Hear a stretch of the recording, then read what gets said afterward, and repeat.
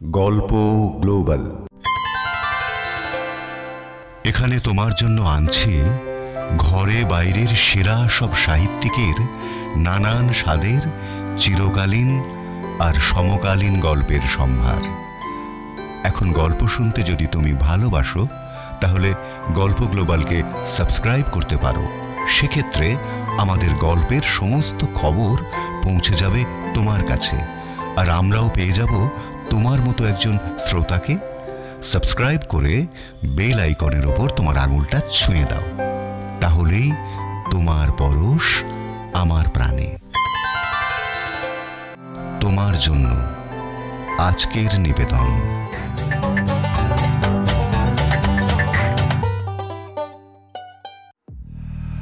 ঘোষ চৌধুরীর ঘড়ি। রচনা মনোরঞ্জন ভট্টাচার্য। অডিও রূপান্তর সঞ্জয় চট্টোপাধ্যায়। শব্দগ্রহণ অনুপ মুখোপাধ্যায়। আবহ ও সম্পাদনা সুকমল মুখার্জি। প্রযোজনা দীপঙ্কর চট্টোপাধ্যায়।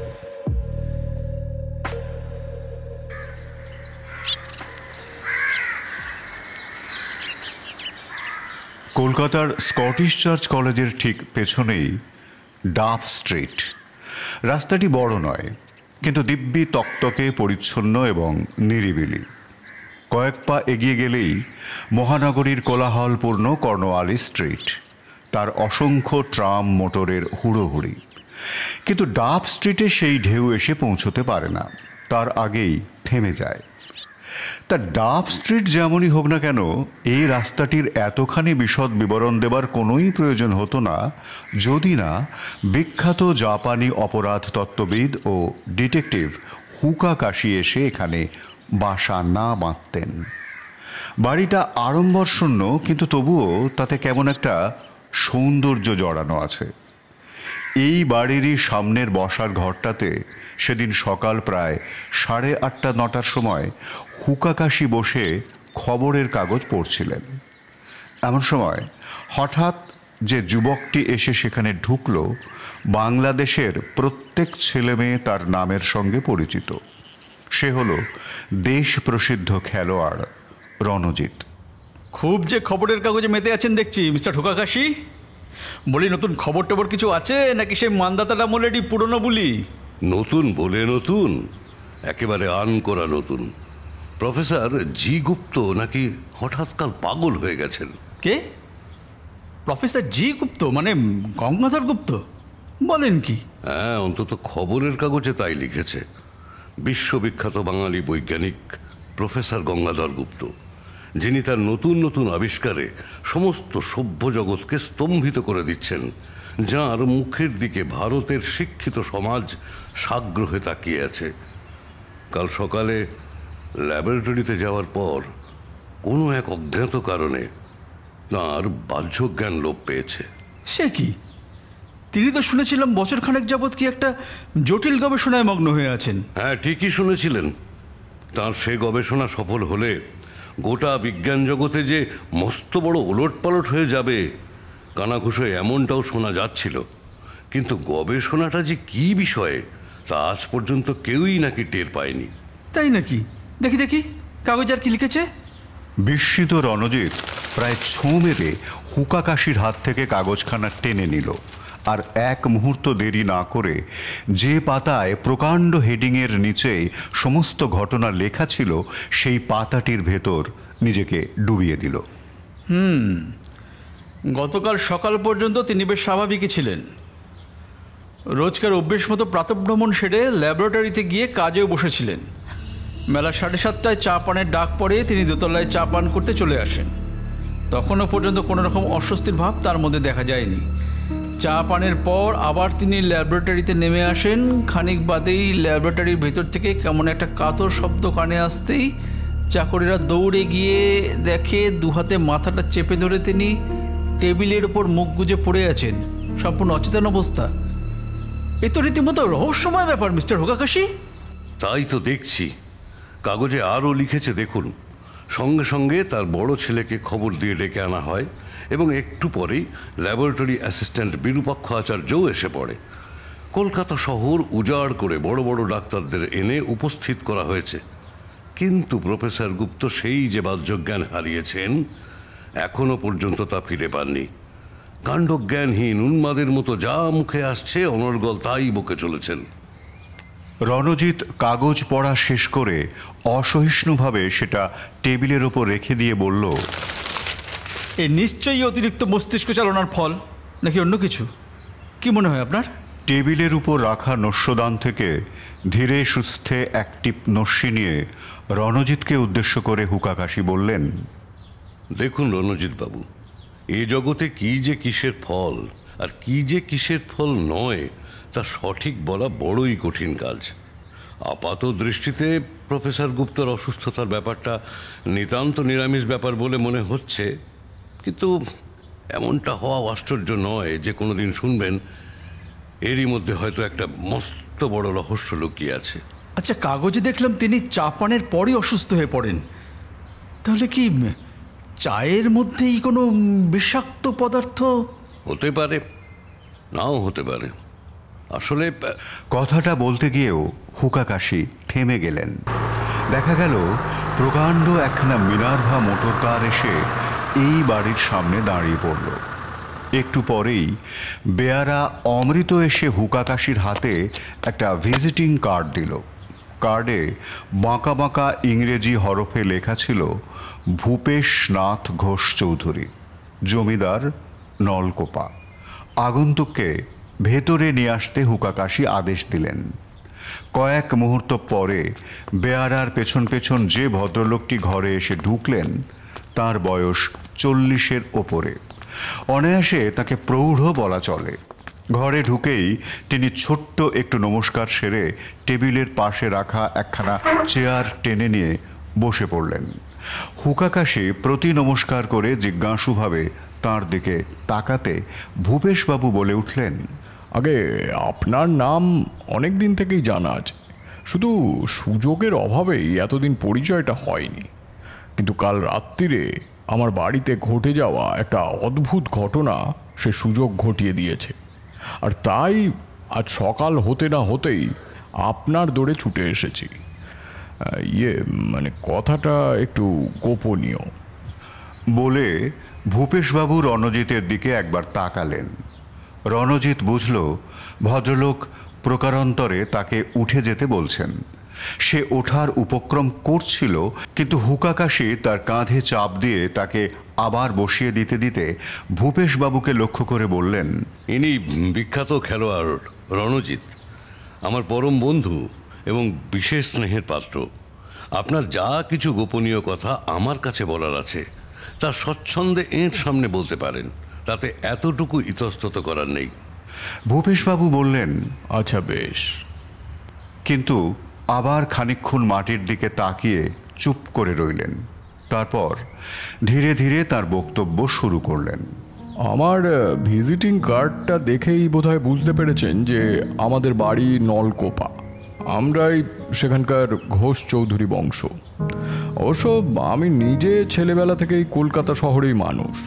আমাকে নিতান্ত বালক অবস্থায় রেখে আমার বাবা বেঘোরে মারা যান।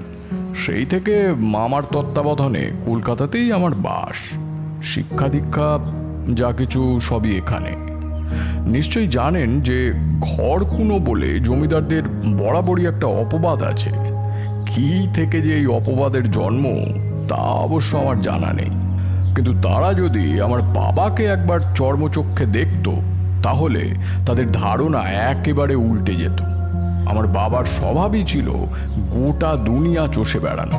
সভ্য জগতের এমন খুব কম দেশেরই নাম করতে পারবেন যেখানে তিনি যাননি। অমন দুরন্ত যে পিত সাগর, তাই পেরিয়ে জাপানেই বোধহয় গিয়েছিলেন 2-3 বার। এই জাপানের পথেই একবার বিপদ ঘটল। সিঙ্গাপুর থেকে তার পাওয়া গেল, অসুখ হয়েছে। ব্যাস 2 দিন যেতে না যেতেই খবর এলো সব শেষ। বাবার মৃত্যুর কিছুদিন পরেই হঠাৎ একদিন ডাকে ছোট্ট একটা পার্সেল এলো। খুলে দেখা গেল সেটা পাঠিয়েছেন বাবারই এক বন্ধু। শেষ সমুদ্রযাত্রায় তিনি তার সহযাত্রী ছিলেন। পার্সেলের সঙ্গে একটা চিঠিও পাওয়া গেল। তাতে লেখা ছিল, বাবার মৃত্যুর সময় তার শেষ চিহ্নস্বরূপ আর কিছু রাখা সম্ভব হয়নি, শুধু তার ট্যাগ ঘড়িটা বাদে। মৃত্যু সময়কার চিহ্ন বলে হয়তো সেটা আমাদের কাছে খুবই মূল্যবান বলে মনে হবে, এই বিশ্বাসে তিনি সেটা পার্সেল করে পাঠিয়েছেন। এইখানে ভূপেশবাবুকে থামিয়ে প্রশ্ন করলেন হুকাকাশি। আচ্ছা, ঘড়িটা কি খুব দামি কোনো ঘড়ি? না, একদমই তা নয়, বরং ঠিক তার উল্টো। নিতান্ত সাধারণ একটা ট্যাঙ্ক ঘড়ি। বাবা বরাবরই বিলাসিতা জিনিসটাকে এড়িয়ে চলতেন। রেলের গার্ড সাহেবের মতো এত বড় একটা ঘড়ি কিনতে হয়তো 25-30 টাকা লেগেছিল, কিন্তু তার মৃত্যুর 35 বছর পরে আজ সেটাকে কেউ বিক্রি করতে গেলে তার দাম যে 3-4 টাকার বেশি উঠবে না এটা নিশ্চিত। কিন্তু আমার চোখে ঘড়িটা অমূল্য। সেটা যে স্বর্গগত বাবার শেষ চিহ্ন। বহুমূল্য ধন দৌলতের মতোই ঘড়িটাকেও আমি এতদিন রক্ষা করে আসছিলাম। অন্যান্য মূল্যবান সামগ্রীর সঙ্গেই সেটা আমার লোহার সিন্ধুকে বন্ধ থাকতো। বেশ, তারপর?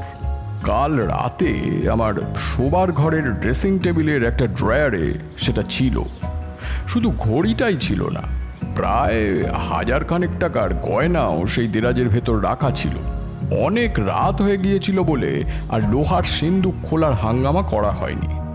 ঠিক ছিল আজ সকালেই সেগুলো আবার জায়গা মতো রাখা হবে। আজ ভোরে উঠে যা দেখা গেল তা যেমনই বিস্ময়কর তেমনি অদ্ভুত। কিরকম? ড্রয়ারের ভেতরে সেই দামি গয়নাগুলো যেমনটি ছিল ঠিক তেমনটি আছে। তার এতটুকু নড়চড় হয়নি, কিন্তু কি যেন তার মধ্যে থেকে ঘড়িটা তুলে নিয়ে গেছে। সে কি? প্রথমে ভেবেছিলাম বোধহয় আমারই মনের ভুল, ঘড়িটাকে হয়তো অন্য কোথাও রেখেছি। একটু এদিক ওদিক করতেই কিন্তু ঘরের অবস্থাটা ভালো করে নজরে এলো। বুঝলাম কাল রাতে ঘরে চোর ঢুকেছিল। খোঁজ করে দেখা গেল শুধু ঘড়িটাই খোয়া গেছে, আর যা কিছু জিনিসপত্র যেখানে যেমন ছিল তেমনই আছে। ব্যাপারটা আমাদের কাছে কীরকম যেন আশ্চর্য ঠেকলো, তা আপনি সহজেই অনুমান করতে পারছেন। হাতের ঠিক সামনে 1000 খানেক টাকার গয়না, অথচ চোর তা স্পর্শও করেনি। তা না করে বছর 40-এর পুরনো একটা 2-3 টাকা দামের বাজি মার্কা ঘড়ি নিয়ে সে সটকে পড়েছে। কিন্তু বিস্ময় আমার একেবারে চরমে গিয়ে পৌঁছলো যখন একটু বাদেই আমার বড় ছেলে বাড়ির সামনের বাগান থেকে ঘড়িটাকে ভাঙা অবস্থায় খুঁজে বার করলো। চোর সেটাকে ভেঙে বাগানে ফেলে রেখে গেছে। ব্যাপার দেখে আমি তো একেবারে স্তম্ভিত হয়ে গেছি। চোরের এই অদ্ভুত ব্যবহারের মানে কি? একটা পুরনো অকেজো ঘড়ি চুরি করে সেটাকে ভাঙা অবস্থায় বাগানে ফেলে রেখে যাওয়া, এ তো পাগলের কাণ্ড। অনেক ভেবেও কোনো কুল কিনারা করতে পারছি না। আপনার ক্ষুরধার বুদ্ধি আর আশ্চর্য কর্মতৎপরতার কথা অনেক দিন থেকেই শোনা আছে, তাই আর কাল বিলম্ব না করে এখানেই ছুটে এসেছি। এই বলে ভূপেশবাবু জিজ্ঞাসু দৃষ্টিতে হুকাকাশির মুখের দিকে তাকিয়ে রইলেন।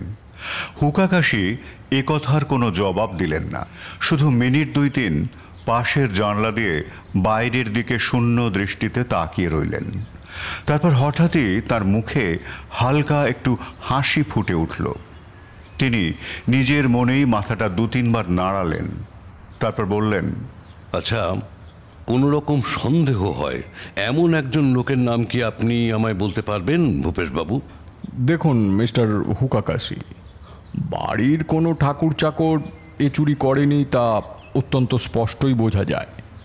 এত টাকার গয়না ফেলে একটা বাজে ঘড়ি চুরি করে শেষে সেটা আবার বাগানে ভেঙে ফেলে যাওয়া যে কোনো সাধারণ চোরের পক্ষেও মোটেই স্বাভাবিক হতে পারে না।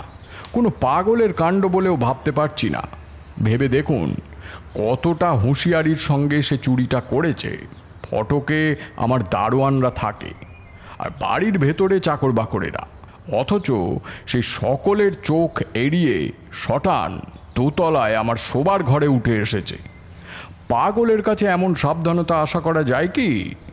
সব দিক তলিয়ে দেখলে মনে হয় এ এমন একজন লোকের কাজ, বাবার ওপর যার যে কোনো কারণেই হোক খুব বড় রকমের একটা রাগ আছে। বাবার কোনো স্মারক চিহ্ন পৃথিবীতে থাকুক সে চায় না। আমার এই অনুমান যদি আপনার বিবেচনায় গ্রাহ্য বলে মনে হয়, তবে আমি এমন একজন লোকের নাম অন্তত করতে পারি যার দ্বারা এ কাজ হয়তো সম্ভব। কে সে? শ্রীশ চাটুর্যে, আমাদের নলকোপারই একজন লোক। বিষয় আশায় নিয়ে আমাদের সঙ্গে মোকদ্দমাতে সে একেবারে সর্বশান্ত হয়ে যায়। বাবা নিজে দেশ ভ্রমণ নিয়ে মত্ত থাকতেন, বিষয় সম্পত্তির দিকে ফিরেও তাকাতেন না। যা করতেন আমাদের ওই দেওয়ানজি। কিন্তু বাইরের লোকে এত কথা বুঝতে চাইবে কেন? সে লোকটির ধারণা জন্মালো বাবারই চক্রান্তে তাকে পথে বসতে হয়েছে। বাবার শোচনীয় মৃত্যুর পর আমাদের বিরুদ্ধে নলকোপার লোকেদের খেপিয়ে তুলতে সে চেষ্টার কোনো ত্রুটি করেনি। এমনকি বছর 10 আগে এমন একটা কাণ্ড সে করেছে, তাতে বাবার ওপর তার কতখানি ঝাল সেটা আমাদের বেশ ভালো মতোই বুঝিয়ে দিয়েছে। কিরকম কিরকম কাণ্ড করেছে ভূপেশবাবু? আর বলেন কেন, বেশ কিছু টাকা খরচ করে ভালো আর্টিস্ট দিয়ে বাবার একখানা ওয়াটার পেন্টিং আমি আঁকিয়েছিলাম এবং নলকোপার মিউনিসিপ্যালিটি অফিসে সেটা উপহার দিয়েছিলাম। উদ্দেশ্য ছিল টাউন হলে ছবিটা টাঙানো থাকবে, নলকোপার লোকেদের কাছে বাবার একটা স্মৃতিচিহ্নের মতো হয়ে থাকবে। কিন্তু মাত্র একদিন যেতে না যেতেই কি হলো জানেন? লোকটা দুম করে অফিসে ঢুকে ছবিখানা মাটিতে পেড়ে ফেলে লাথির পর লাথি মেরে সেটাকে একেবারে চুরমার করে দিল। বাবার মৃত্যুর কত বছর পর এ ঘটনা ঘটছে একবার ভেবে দেখুন। এতদিনেও লোকটা বাবাকে ক্ষমার চোখে দেখতে পারেনি। এমন একজন লোক যে বাবার শেষ চিহ্নটিকেও পৃথিবী থেকে সরিয়ে ফেলতে চেষ্টা করবে, এতে আর আশ্চর্য কি? ভূপেশবাবু, একটা ব্যাপারে একটু খটকা লাগছে। ঘড়িটা ভেঙে সে আবার সেটাকে রেখে গেল কেন? সঙ্গে করে নিয়ে যাওয়াটাই স্বাভাবিক ছিল নাকি? ঠিক আছে, ওটা না হয় পরে দেখছি। এবার আমি আপনাকে গোটা কয়েক প্রশ্ন করব, সেগুলোর ঠিক ঠিক জবাব দেবেন। হ্যাঁ হ্যাঁ বলুন। চুরির দিন রাতে ঘড়িটা আপনার দেরাজের ভেতর বন্ধ ছিল, তাই তো? হ্যাঁ একদমই। আচ্ছা, তার ঠিক কতদিন আগে আপনি সেটাকে ঘড়িওয়ালার দোকান থেকে মেরামত করে আনিয়েছিলেন বলুন তো? একদিন না দুদিন? ভূপেশবাবু দস্তুর মতো চমকে উঠে বিস্মিত স্বরে বললেন, মেরামত করিয়েছি কই, সে কথা তো এখনো পর্যন্ত আপনাকে গুণাক্ষরেও বলিনি। হুকাকাশি মৃদু হেসে উত্তর দিলেন, বলেছেন বলেছেন, খেয়াল করেননি। বলা কথার মধ্যেও যে অনেক না বলা কথা থাকে। ভূপেশবাবু কিছুক্ষণ চুপ করে রইলেন, শেষে বললেন, দেখুন মিস্টার হুকাকাশি, কোত্থেকে আপনি এ তথ্য সংগ্রহ করেছেন তা আদৌ আমি বুঝিনি, বোঝার স্পর্ধাও রাখি না। শুধু এটুকু বুঝেছি, সাধারণ মানুষে আর আপনাতে তফাৎ কোথায়। হ্যাঁ, দিন তিনেক আগে ঘড়িটা মেরামত করতে দোকানে পাঠানো হয়েছিল, কিন্তু সেটা যে আপনি কিভাবে জানতে পারলেন? একটু মাথা খাটান, আপনিও জানতে পারবেন। একটু আগে আপনি নিজেই বলেছেন যে কাল রাতে আপনার শোবার ঘরের ড্রেসিং টেবিলের একটা ড্রয়ারে ঘড়ি আর 1000 টাকার গয়না রাখা ছিল। অনেক রাত হয়ে গিয়েছিল বলে লোহার সিন্দুক খোলার হাঙ্গামা আর করা হয়নি। ঠিক ছিল আজ সকালেই সেগুলো আবার জায়গা মতো রাখা হবে। তার মানে নিশ্চয়ই সেটা কোনো কারণে সিন্দুক থেকে বার করা হয়েছিল। তা থেকেই বাকিটা অনুমান করলাম। যাক, সে ঘড়িওয়ালার ঠিকানাটা আমার চাই। হ্যাঁ হ্যাঁ, দোকানের ক্যাশ মেমো আমার কাছেই আছে। বেশ, আমার দ্বিতীয় প্রশ্ন হলো আপনার বাগানটা সম্বন্ধে। সেটা কি শুধুমাত্র ফুলেরই বাগান নাকি সেখানে আরও কিছু আছে? আবারও ভূপেশবাবু ভীষণ আশ্চর্য হয়ে উঠলেন। কি আশ্চর্য, আপনি তো আমার বাড়ি কখনো যাননি, তাহলে এটা জানলেন কিভাবে? এটা আপনার এখন না জানলেও চলবে। শুধু এটুকু বলুন, অনেকের বাগানেই তো জলের ফোয়ারা, কৃত্রিম পাহাড় এসব থাকে। আপনার বাগানেও কি সেসব আছে, নাকি একটানা ফুলের বাগান? বাগানের এই বিশদ বর্ণনার সঙ্গে ঘড়ি চুরির কী যে সম্পর্ক জমিদার ভূপেশবাবু তা ভেবে পেলেন না। তবুও কৌতূহল চেপে রেখেই বললেন, না, কৃত্রিম পাহাড় নেই বটে, তবে ফোয়ারা আছে। দু চারটে, নাকি সারবন্দি অনেকগুলো? না, নিতান্ত দু চারটেও নয়। হুকাকাশি আর তৃতীয় কোনো প্রশ্ন করলেন না, কিন্তু তার মুখের ভাব দেখে বেশ বোঝা গেল প্রশ্নগুলোর জবাবে তিনি বেশ প্রসন্নই হয়েছেন। বললেন, আপনার বাড়িটা একবার ভালো করে দেখা দরকার। বেলা 3টে থেকে 4টে পর্যন্ত আপনি বাড়িতেই থাকুন, আমরা আপনার ওখানে যাব।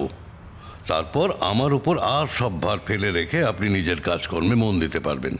আচ্ছা, নলকোপার ওই লোকটা, মানে শ্রীশ চাটুর্যে, ওর ওপর একটু নজর রাখলে ভালো হয় না? আপাতত সেসবের দরকার নেই। আপনার কি ধারণা হরিওলাও এর সঙ্গে জড়িত? হুকাকাশির ভাবে বোঝা গেল তিনি আর এ বিষয়ে আলোচনা করতে রাজি নন। শুধু বললেন, কি জানেন ভূপেশবাবু, ব্যাপারটা আদবেই স্বচ্ছ নয়, অনেক গভীর। এখন আর এ সম্বন্ধে আলোচনা করে কোনো লাভ নেই, কেননা সে আলোচনা শুধুমাত্র অনুমানের উপর নির্ভর করেই করতে হবে। আর শুধু অনুমানের উপর নির্ভর করে কোনো কাজ করা আমার স্বভাব বিরুদ্ধ। আরও দু চারটি কথার পর ভূপেশবাবু গাত্রোত্থান করলেন। তিনি চলে যেতে হুকাকাশি ওঠার উপক্রম করছিলেন, কিন্তু সেই মুহূর্তেই দেখলেন তার বাড়ির দরজায় একটা ট্যাক্সি এসে দাঁড়ালো। দেখে তাকে আবার বসে পড়তে হলো। ট্যাক্সি থেকে নেমে এলো দুজন ব্যক্তি। প্রথমে যিনি নামলেন তার বয়স এমন কিছু বেশি নয়, রণজিতেরই সমবয়সী, মানে 25-26 বছর হবে। তার পিছনে যিনি এলেন তিনি তার সঙ্গের যুবকটির চেয়ে 6-7 বছরের বড়ই হবেন, বেশ চওড়া, সুশ্রী পুরুষ। হুকাকাশির ঘরে এসে প্রথম কথা বলতে শুরু করলেন এই দ্বিতীয় ব্যক্তিটি। নমস্কার মিস্টার হুকাকাশি, এই অসময়ে আপনাকে বিরক্ত করতে এলাম বলে মাপ চাইছি, কিন্তু যে ব্যাপারে আমাদের এখানে আসা সেটা কেবলমাত্র আমাদের নিজেদের ঘরোয়া ব্যাপার নয়, সমস্ত বাংলাদেশে। আর শুধু বাংলাদেশই বা বলি কেন, গোটা ভারতবর্ষের স্বার্থ এর সঙ্গে জড়িত রয়েছে। হুকাকাশি জানতে চাইলেন, বিষয়টা কি আরেকটু খুলে বলা যায়? আজকের খবরের কাগজে প্রফেসর গুপ্তের কথা নিশ্চয়ই আপনারা পড়েছেন। খবরটা দাবানলের মতো কলকাতার এধার থেকে ওধার পর্যন্ত ছড়িয়ে পড়েছে। কাজেই সেটা যে এখনও পর্যন্ত আপনাদের কানে আসেনি এ আমার মনে হয় না। আমরা আসছি তাঁরই বাড়ি থেকে। এই যিনি আপনাদের সামনে বসে রয়েছেন ইনি হচ্ছেন বিমলবাবু, প্রফেসর গুপ্তের বড় ছেলে। আর আমার নাম বিরূপাক্ষ আচার্য, আমি তাঁরই ল্যাবরেটরির অ্যাসিস্ট্যান্ট। ভদ্রলোক একটু থামলেন। ভাবের জোয়ার ভাটা বলে কোনো পদার্থ হুকাকাশির মুখে সচরাচর বড় একটা খেলে না। তিনি নিবিষ্ট মনে স্থিরভাবে কথাগুলি শুনে যেতে লাগলেন। কিন্তু রণজিৎ দস্তুর মতো চঞ্চল হয়ে উঠল। সমস্ত কথা শোনার জন্য সে ব্যগ্রভাবে সামনের দিকে ঝুঁকে পড়ে জিজ্ঞাসা করল, হ্যাঁ হ্যাঁ, আপনার নাম কাগজে দেখেছি, কিন্তু আপনারা এখানে কি মনে করে? ভদ্রলোক আবার বলতে শুরু করলেন, গত 5-6 মাস থেকে প্রফেসর গুপ্ত যে নিদারুণ পরিশ্রম আরম্ভ করেছিলেন তাতে বোধহয় লোহার শরীরও গুঁড়ো হয়ে যায়। দিন নেই রাত নেই, নিজের কাজেই তন্ময় হয়ে রয়েছেন। আমরা আপত্তি করতাম, কিন্তু আমাদের কোনো কথাই উনি কানে তুলতেন না। শেষে যা আশঙ্কা করেছিলাম তাই হলো। দেখুন মিস্টার হুকাকাশি, প্রফেসর গুপ্তের এই দুর্ঘটনা যে তাঁরই অমানসিক পরিশ্রমের পরিণাম তাতে কি আর কোনো সন্দেহ আছে? কিন্তু বিমলবাবুকে কথাটা আমরা কিছুতেই বুঝিয়ে উঠতে পারছি না। কোনোভাবে তার ধারণা জন্মেছে গোটা ব্যাপারটায় কোথাও একটা গোলমাল আছে। তার মন থেকে এই খটকাটা কিছুতেই দূর করতে পারছি না। ভদ্রলোক নিঃশ্বাস নেওয়ার জন্য অল্প একটু থামতেই প্রফেসর গুপ্তর ছেলে বিমলবাবু বলে উঠলেন, খটকা কেনই বা লাগবে না বলুন বিরূপাক্ষবাবু? যদি শুধুমাত্র অতিরিক্ত পরিশ্রমের কারণে এ দুর্ঘটনা ঘটতো তাহলে বাবা ক্রমশ দুর্বল হয়ে পড়তেন নিশ্চয়ই। কিন্তু সেরকম কিছু বোধ করা দূরে থাক, আমি জানি তার শরীরে বল আর মনের উৎসাহ ক্রমশ বেড়ে চলছিল। কালকেও চা খেতে তিনি যখন ওপরে এলেন তখন তাকে যেরকম প্রফুল্ল দেখা গিয়েছিল গত 10 বছরের মধ্যেও বোধ করি তেমনটি কখনো দেখিনি। আর তারই 5-7 মিনিট পরে নিচে গিয়ে ওই রকম কাতরানি আর সঙ্গে একেবারে উন্মাদের মতো প্রলাপ, এ তো খটকা লাগবারই কথা, তাই না মিস্টার হুকাকাশি? এতক্ষণ পর হুকাকাশি আবার মুখ খুললেন। দেখুন, গত কয়েক মাস ধরে শুনছি প্রফেসর গুপ্ত কি একটা রাসায়নিক গবেষণা করছিলেন। গবেষণাটা কি বিষয়ে সে সম্বন্ধে আমায় কিছু বলতে পারেন বিরূপাক্ষবাবু? বিরূপাক্ষ বললেন, সেটাই তো হয়েছে মুশকিল। কিসের ভেতরে যে তিনি ডুবেছিলেন তা এখন আর জানার কোনো উপায় নেই। সে কি, আপনি ল্যাবরেটরি অ্যাসিস্ট্যান্ট, বলতে গেলে তার নিজের লোক, ব্যাপারটা আপনার অন্তত জানার কথা। সেটাই তো কথা। এত গোপনে অধ্যাপক মশাই কাজ করে যাচ্ছিলেন যে আমি পর্যন্ত এতটুকু আঁচ করতে পারিনি। সকালে ব্যারাকপুর থেকে ডেলি প্যাসেঞ্জারি করে সন্ধেবেলায় বাড়ি ফিরে যেতাম। দুপুরের খাওয়ার ব্যবস্থা ছিল ওখানে। তবে নিতান্ত দরকার না পড়লে তিনি আমাকে পর্যন্ত নিজের ঘরে ডাকতেন না। মিনিট খানেক কেউ কোনো কথা বলল না। ঘরের ভিতরে সম্পূর্ণ নিস্তব্ধতা বিরাজ করতে লাগলো। তারপর হুকাকাশি নীরবতা ভঙ্গ করলেন, বললেন, প্রফেসর গুপ্ত দেশের উজ্জ্বল রত্ন, তার কোনো উপকারে লাগতে পারলে আমি নিশ্চয়ই নিজেকে কৃতার্থ মনে করব। আপনারা এখন যান, তাঁর চিকিৎসার কোনো রকম ত্রুটি যাতে না হয় সেদিকে দৃষ্টি রাখুন। যাবার সময় শুধু এই বিশ্বাসটুকু নিয়ে যান যে এর ভেতরে কোথাও যদি কোনো রহস্য থাকে তার মীমাংসা করতে আমার তরফ থেকে চেষ্টার ত্রুটি হবে না। বেশ, আমরা এখন তাহলে আসি। নমস্কার। নমস্কার জানিয়ে তারা বিদায় নিলেন। আগন্তুক দুজনে দৃষ্টির অন্তরালে যেতেই রণজিৎ বলে উঠল, প্রফেসর গুপ্তের ব্যাপারটাও দেখছি রীতিমতো ঘোলাটে হয়ে উঠলো মিস্টার হুকাকাশি। তাই দেখছি। আচ্ছা, রহস্য সত্যি এর ভিতর কিছু আছে নাকি? একটু যেন আশ্চর্য হওয়ার সুরে হুকাকাশি বললেন, হ্যাঁ, সে এখন আমি কি করে বলবো? পুরো ব্যাপারটা ভালো করে দেখে শুনে নেওয়ার আগেই আমাকে একটা মন গড়া গল্প আপনি খাড়া করতে বলেন নাকি? আর তাছাড়া আমার মাথায় এখন ঘুরছে অন্য জিনিস। আপনাদের মহাভারতের সেই অর্জুনের গল্প জানেন তো? অস্ত্র চালনার সময় দুনিয়ার কোনো জিনিসই তাঁর চোখে আসেনি, শুধু চোখে ভাসছিল পাখির চোখটা, যেটায় তীর বিঁধতে হবে। তেমনি আমার মনেও এখন ঘুরছে একটি কথা, 3টে থেকে 4টের মধ্যে ভূপেশবাবুর বাড়িতে অ্যাপয়েন্টমেন্ট।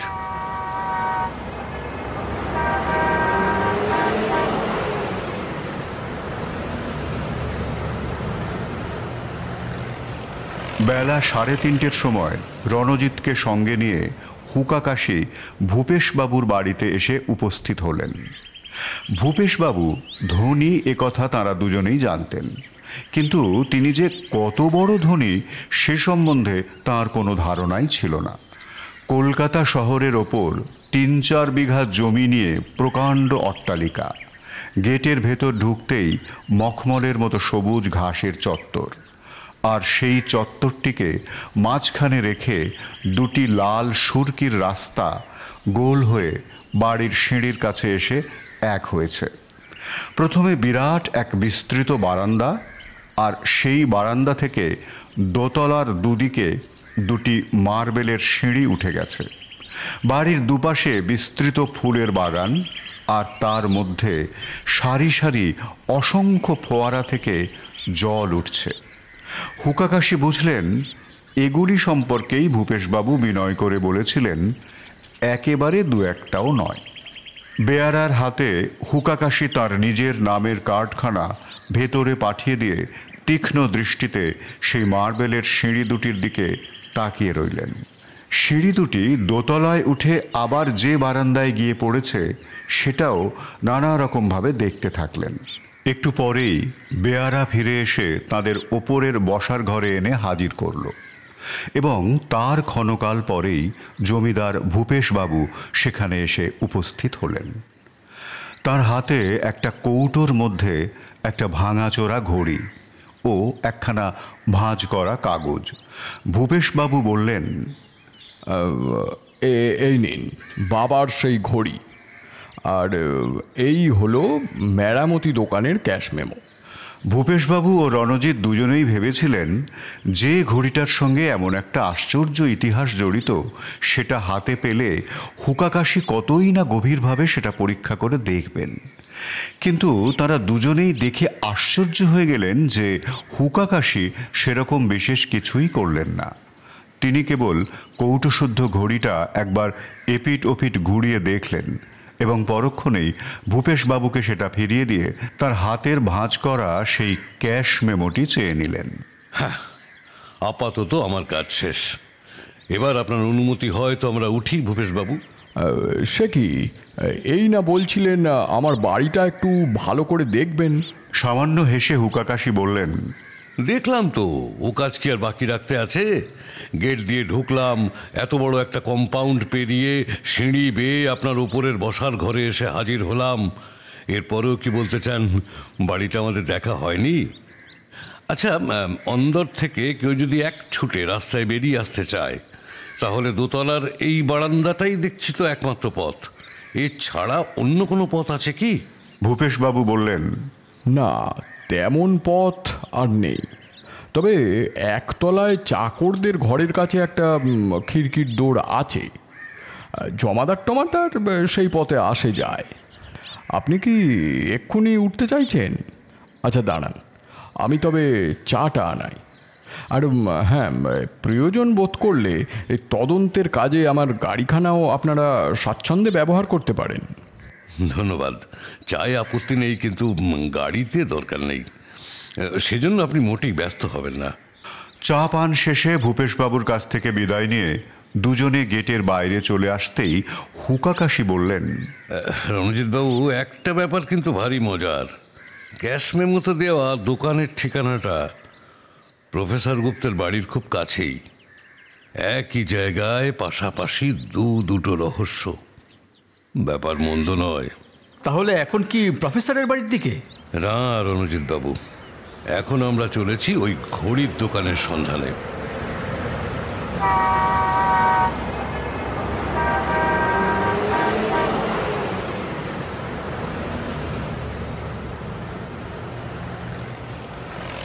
বড় রাস্তা দিয়ে হু হু করে মোটর বাস আসছিল। তাতে চড়ে দুজনে খুব শীঘ্রই তাঁদের গন্তব্যস্থলে এসে পৌঁছলেন। নম্বর অনুযায়ী দোকানটিকে খুঁজে বের করতেও বিশেষ বেগ পেতে হলো না, যদিও দোকানটা গলির একটু ভেতরেই। হুকাকাশি একেবারে দোকানের ভেতরে গিয়ে ঢুকলেন। অল্প বয়সী একটা লোক টেবিলের সামনে অত্যন্ত বিরক্ত ও ক্রুদ্ধ মুখে কিছু কাগজ ও খাতাপত্র নিয়ে নাড়াচাড়া করছিল। অনুমানে হুকাকাশি বুঝলেন সেই হয়তো দোকানের মালিক। তাকে জিজ্ঞাসা করলেন, ও মশাই, দোকানটা কি আপনার? লোকটি অত্যন্ত ঝাঁঝালো সুরে এ কথার প্রত্যুত্তর দিল। তাতেই বোঝা গেল সে তখন কি পরিমাণ রেগে আছে। কি দরকার শুনি? দরকার একটু আছে বই কি, একটা খবর জানার জন্য। হুকাকাশির কথা শেষ হবার আগেই লোকটি একেবারে হুঙ্কার দিয়ে বলে উঠল, খবর চাই, সরে পড়ুন মশাই, সরে পড়ুন। এটা খবরের কাগজের অফিস নয়। চৌরগ্নিতে যান, স্টেটসম্যান রয়েছে, আর নয়তো বাগবাজারে যান, পত্রিকা আছে। মোদ্দা কথা, এখানে কিছুই হবে না। ধমক খেয়ে হুকাকাশি প্রথমে যেন একটু ভড়কে গেলেন, কিন্তু সে মুহূর্তের জন্য। তারপরেই নিজেকে সামলে নিতান্ত হালকা গলায় বললেন, আরে দাদা, তুচ্ছ কারণে কি এমন চটে যেতে হয়? কিন্তু লোকটির মেজাজ তখন নিতান্তই বিগড়ে গিয়েছিল। এমন আপ্যায়িতের দাদা ডাকেও তার মন ভিজল না। সে বলল, হ্যাঁ মশাই, হয়। তুচ্ছ কারণেই চটে যেতে হয়। জিনিস কেনার নামে তো লবডঙ্কা। যত রাজ্যের ভাবকগুলো সব দোকানে ঢুকে প্রশ্নের পর প্রশ্ন উত্তক্ত করে মারে। যখন তখন সবাইকে আমল দিই বলে তো কাল রাতে এমন ঘটনাটা ঘটে গেল। কি কাণ্ড মশাই! চুরি চুরি চুরি হয়ে গেছে আমার দোকানে মশাই। কি সর্বনাশ! ঘড়ির দোকানে চুরি? বহু টাকার মাল সরিয়েছে নিশ্চয়। হুকাকাশির সহানুভূতিপূর্ণ কথায় দোকানদার ক্রমেই ঠান্ডা হয়ে আসছিল। সে বলল, নিতে পারতো অনেক কিছুই, তবে নেয়নি। কেন? তা কে জানে, আশেপাশের কোনো লোকজন থেকে হয়তো ভয় পেয়ে গিয়েছিল, তাই অল্প নিয়েই সটকে পড়েছে। তা কি কি নিল চোরে? এখনো পর্যন্ত যা দেখছি তাতে শুধু একটা ঘড়ির খোঁজ মিলছে না, কিন্তু চোরটা মশাই অতি তেঁদর, খাতা পত্তরগুলো পর্যন্ত বাদ দেয়নি। এই এই দেখুন কিভাবে এই পাতাটা ছিঁড়ে দিয়ে গেছে। বলে লোকটা একটা মোটা বাঁধানো খাতা হুকাকাশির দিকে বাড়িয়ে দিল। হুকাকাশি দেখলেন সেটি দোকানের অর্ডার বুক। ছেঁড়া পাতাটার দিকে একটু দৃষ্টি নিক্ষেপ করে হুকাকাশি বললেন, যা বলেছেন দাদা, একেবারে পাজির পা ঝাড়া। তবে মন্দের ভালো এই যে অল্পের উপর দিয়েই গেছে। অল্প হোক আর বেশি হোক, নিজের ট্যাগ থেকেই তো গচ্চা দিতে হবে মশাই। খদ্দের কি আর তার পাওনা ছেড়ে দেবে? ওই তো আপনার সামনেই তো অর্ডার বুকখানা পড়ে আছে, ওই যে 518 নম্বরের অর্ডারটা, ওই ঘড়িটাই তো চোরে নিয়ে গেছে। দোকানদারের কথা শেষ হতে না হতেই হুকাকাশি তড়িৎ গতিতে অর্ডার বুকখানা খুলে ফেললেন। ঘড়িওয়ালা দেখতে পেল না, কিন্তু রণজিৎ লক্ষ্য করল সেই অর্ডার বুকটার পাতার ওপর নজর পড়তেই হুকাকাশির দু চোখে যেন বিদ্যুৎ খেলে গেল। সমস্ত মুখখানা গভীর আনন্দে ভরে উঠল, কিন্তু মুখের প্রসন্ন ভাব বাইরে প্রকাশ করা হুকাকাশির স্বভাব নয়। গম্ভীর স্বরেই তিনি বললেন, যাক, যা হয়ে গেছে সে বিষয়ে ভেবে আর কি করবেন। তবে হ্যাঁ, একটা কথা, আপনি যে গোড়াতেই আমাদের ওই ভব ঘুরে আর জিনিস কেনার বেলায় লবণঙ্কা বলে ভেবে নিয়েছেন, সেটা কিন্তু সত্যি নয়। আসলে আমরা একটা জিনিস কেনার খোঁজেই এসেছিলাম। তাই? কি জিনিস বলুন তো? আর বলবেন না, ভোরবেলা ঘুম থেকে ওঠা আমার কুষ্টিতে লেখেনি, অথচ শুধু দেরি করে ওঠার কারণেই রোজ যে আমার কত কাজ ভণ্ডুল হয় কি বলবো। তাই ভেবেছিলাম একটু কম দামের একটা অ্যালার্ম ঘড়ি যদি কেনা যেত। খুব কম দামের, কিন্তু এই ধরুন 4.5 টাকার উপরে আমি কিন্তু উঠতে পারবো না। ঘড়িওয়ালা এই প্রশ্ন শুনে খুব খুশি হয়ে বলল, আর আনাচারে উঠুন, দিব্যি একটা জার্মান মাল দিয়ে দেবো, যারা 3টি বছর হেসে খেলে চলে যাবে। তা নিতান্ত দরকার হলে না হয় 4.25 টাকাতেই ওঠা যাবে। কি বলেন রণজিৎ বাবু? ঘড়ির রহস্য ভেদ করতে এসে অ্যালার্ম ঘড়ি কেনার কি দরকার সেটা মাথায় না ঢুকলেও হুকাকাশির প্রস্তাবে সায় দিতে দেরি করল না রণজিৎ। হ্যাঁ, সে তো বটেই।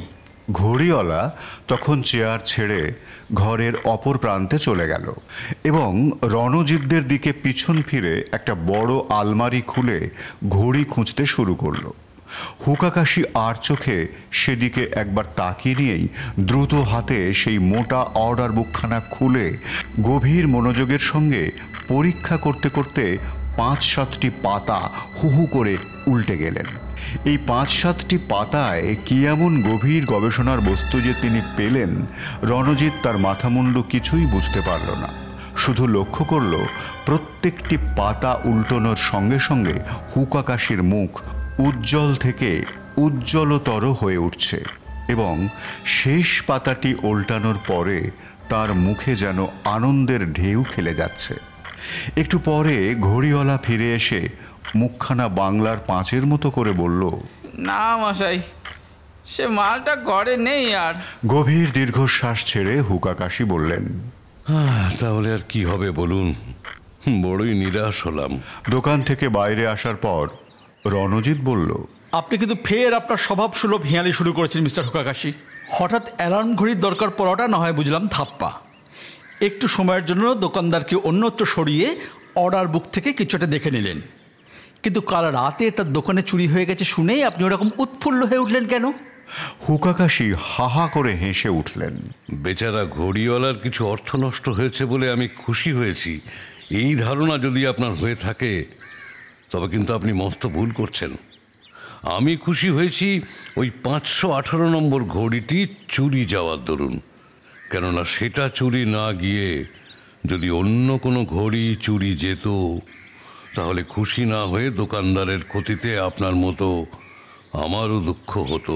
ওই 518 নম্বরের ঘড়িটাই কি তবে ভূপেশবাবুর ঘড়ি নাকি? রণজিৎ উৎকণ্ঠিত হয়ে জিজ্ঞাসা করল। এই দেখুন, আপনি যে কি বলেন তার কোনো ঠিক ঠিকানাই নেই। দিব্যি নিজের কানে ভূপেশবাবুর মুখ থেকে শুনলেন যে তিনি নিজে হাতে দোকানদারের কাছ থেকে ঘড়িটা সারিয়ে নিয়ে গেছেন। তবু আপনি জিজ্ঞেস করছেন দোকান থেকে চুরি যাওয়া ঘড়িটাই ভূপেশবাবুর ঘড়ি কিনা? হ্যাঁ, তাও তো বটে। তবে ওই ঘড়িটা কার আর সেটা চুরি বা করলো কে? এ বড় কঠিন প্রশ্ন রণজিৎ বাবু। ঘড়ি কার এবং কে তা চুরি করলো, এ দুয়ের কোনো প্রশ্নের জবাব দেওয়াই এখন আমার পক্ষে সম্ভব নয়। হ্যাঁ, 518 নম্বরের ঘড়িটা কার নামে খাতায় লেখা আছে তা দেখে সেটা কার ঘড়ি বলা যায় বটে, কিন্তু সে বলারও কোনো মানে হয় না।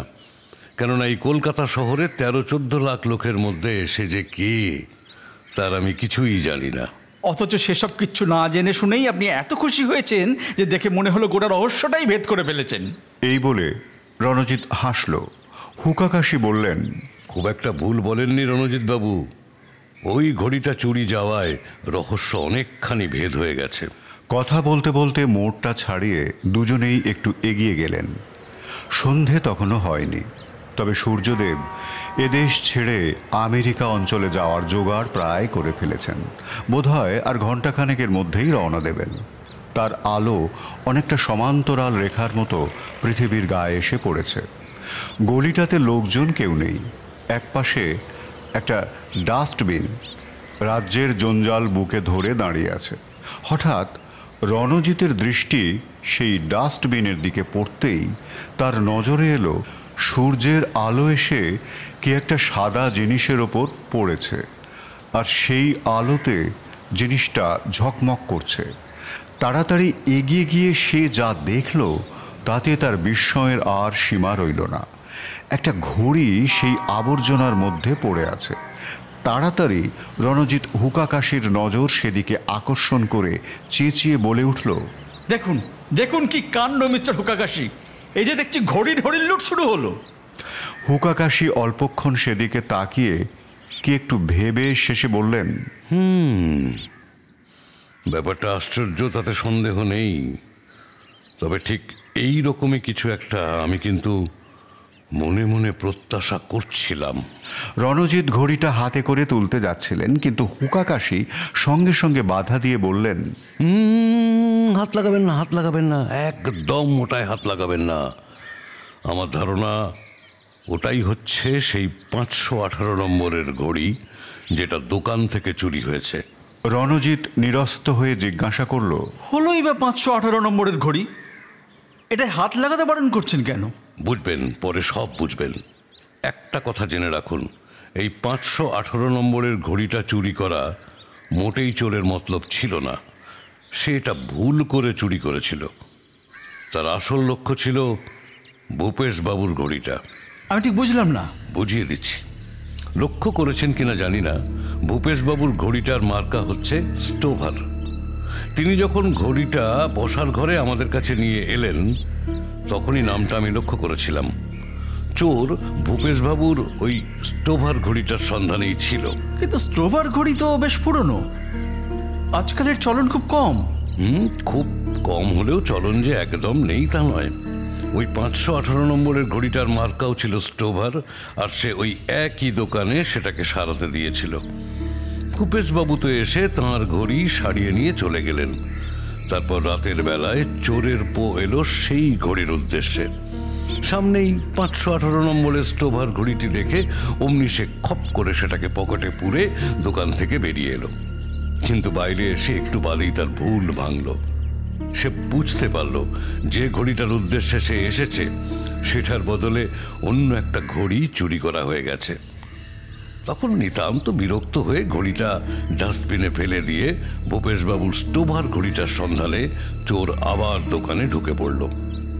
পাতি পাতি করে খুঁজেও যখন সে ঘড়ির সন্ধান মিলল না, তখন অবশ্য তার বুঝতে বাকি রইল না যে ঘড়ির মালিক এসে ঘড়িটা ফেরত নিয়ে গেছে। বাধ্য হয়ে চোর ঠিক করলো যে অর্ডার বুক ঘেঁটে ঘড়ির মালিকের নাম ঠিকানা দেখে সে ঘড়ির সন্ধান করে ফেলবে। অর্ডারের খাতাখানা খুলেই সে দেখতে পেল দুটো স্টোভার ঘড়ি খাতায় জমা হয়েছে। একটা তার মালিক ফিরিয়ে নিয়ে গেছে, অন্যটা দোকানেই রয়েছে। অতএব যে ঘড়িটি তার মালিক ফেরত নিয়ে গেছে, নাম ধাম সমেত সে পাতাখানা চোর অর্ডার বুক থেকে ছিঁড়ে পকেটে পুরে ফেলল। তারপর রাতারাতি ঠিকানা খোঁজ করে ঘোষ চৌধুরীর বাড়িতে এসে নিজের কাজটি হাসিল করতে তার খুব বেশি বেগ পেতে হয়নি। আচ্ছা, সেই কারণেই বোধহয় আপনি অর্ডার বুকের পাতাগুলো অত খুঁটিয়ে খুঁটিয়ে দেখছিলেন। হ্যাঁ, দোকানে ঢুকেই যখন শুনলাম এতগুলো ঘড়ির মধ্যে শুধুমাত্র একটি ঘড়ি খোয়া গেছে, তখনই মনে কেমন সন্দেহ হলো। এত দামি দামি ঘড়ি ছেড়ে চোর শুধু একটা ঘড়ি নিয়ে পালালো কেন? স্বভাবতই জানতে ইচ্ছে হলো কী রকমের ঘড়ি চুরি গেছে। খাতা খুলেই দেখি স্টোভার ঘড়ি। আগেই যেহেতু জেনেছিলাম ভূপেশবাবুর ঘড়িটাও স্টোভার ঘড়ি এবং সেটাও এখানেই ছিল, তখনই মনে হলো দুটো চুরির ভেতর কোথাও একটা সম্পর্ক আছে এবং চোর দু জায়গাতেই একই ব্যক্তি। হ্যাঁ, ঘড়িওয়ালাও বলছিল চোর এমনই তেঁদর যে অর্ডার বুকের পাতাটা পর্যন্ত ছিঁড়ে ফেলেছে। এখন স্পষ্ট বোঝা যাচ্ছে সে মোটেই তেঁদরামি করতে চায়নি। তা যদি না চায়, সে কি করতে চেয়েছিল? চোর অর্ডার বুক থেকে এমন একটা কিছু ছিঁড়ে নিয়েছে যেটা তার বিশেষ দরকার ছিল। সেটা কি? কৌশলে ঘড়িওয়ালাকে একটু তফাতে পাঠিয়ে খাতাখানা চট করে পরীক্ষা করে নিলাম। ভূপেশবাবুর নাম ঠিকানা লেখা অংশটা ওখানে আছে কিনা, তাই তো? একদমই তাই। যেহেতু মাত্র কয়েকদিন আগেই তিনি ঘড়িটা সারাতে দিয়েছিলেন, তাই তাঁর নাম খাতার শেষের পাতার দিকেই থাকার কথা, কিন্তু সেখানে নেই। উপরন্তু সেখানেই একটা পাতা ছেঁড়া। পুরো ব্যাপারটা অনেকটা স্বচ্ছ হয়ে এলো। তারপর বাইরে ডাস্টবিনের মধ্যে পাওয়া গেল 518 নম্বরের ঘড়িটাকে। তখন সবটা মিলে 2 2 4 করে নিতে আর কোনো কষ্টই হলো না। রণজিৎ দম বন্ধ করে সমস্ত কথা শুনছিল। হুকাকাশি থামলে সে বলল, আপনি যা বলছেন তার মানে হলো চোর ভূপেশবাবুকে চেনে না, কিন্তু তার ঘড়িটাকে চেনে। নিঃসন্দেহে। এইবার আমার কাছেও স্পষ্ট হয়ে গেল যে ভূপেশবাবুর ঘড়ি মনে করেই চোর এটাকে চুরি করেছিল, পরে নিজের ভুল বুঝতে পেরে ডাস্টবিনে ফেলে দিয়ে গেছে। কিন্তু ভূপেশবাবুর ঘড়িটা ওইভাবে ভেঙে রেখে গেল, অথচ এই ঘড়িটাও কিন্তু একটা আঁচড়ও সে কাটেনি। এর কারণটা কি? সেটাই তো আসল রহস্য। 12 আনা ভেদ করে এনেছি, বাকি 4 আনা ভেদ না করা পর্যন্ত আপনাকে একটু ধৈর্য ধরে থাকতেই হবে রণজিৎবাবু। এই বলে হুকাকাশি ছোট্ট একটা কাঠি আলগোছে ঘড়ির কড়াটাতে বাঁধিয়ে দিয়ে সেটাকে ডাস্টবিন থেকে তুলে ফেললেন। দুজনে মিলে যখন বাড়ির দিকে রওনা হলেন, কলকাতার গলিতে গলিতে তখন বেশ অন্ধকার ঘনিয়ে এসেছে। চলতে চলতে হুকাকাশি একবার পেছন ফিরে তাকিয়ে দেখলেন কেউ তাদের লক্ষ্য করছে কিনা, কিন্তু সেই জমাট বাঁধা অন্ধকারের মধ্যে কাউকেই তার নজরে পড়ল না। নিজের বসার ঘরে ফিরে এসে হুকাকাশি প্রথমেই ঘড়িটাকে আলগোছে টেবিলের ওপর রেখে দিলেন। তারপর দরজা বন্ধ করে ইলেকট্রিকের সুইচ টিপে দিতেই উজ্জ্বল আলোয় ঘরখানা দিনের মতো ঝলমল করে উঠল।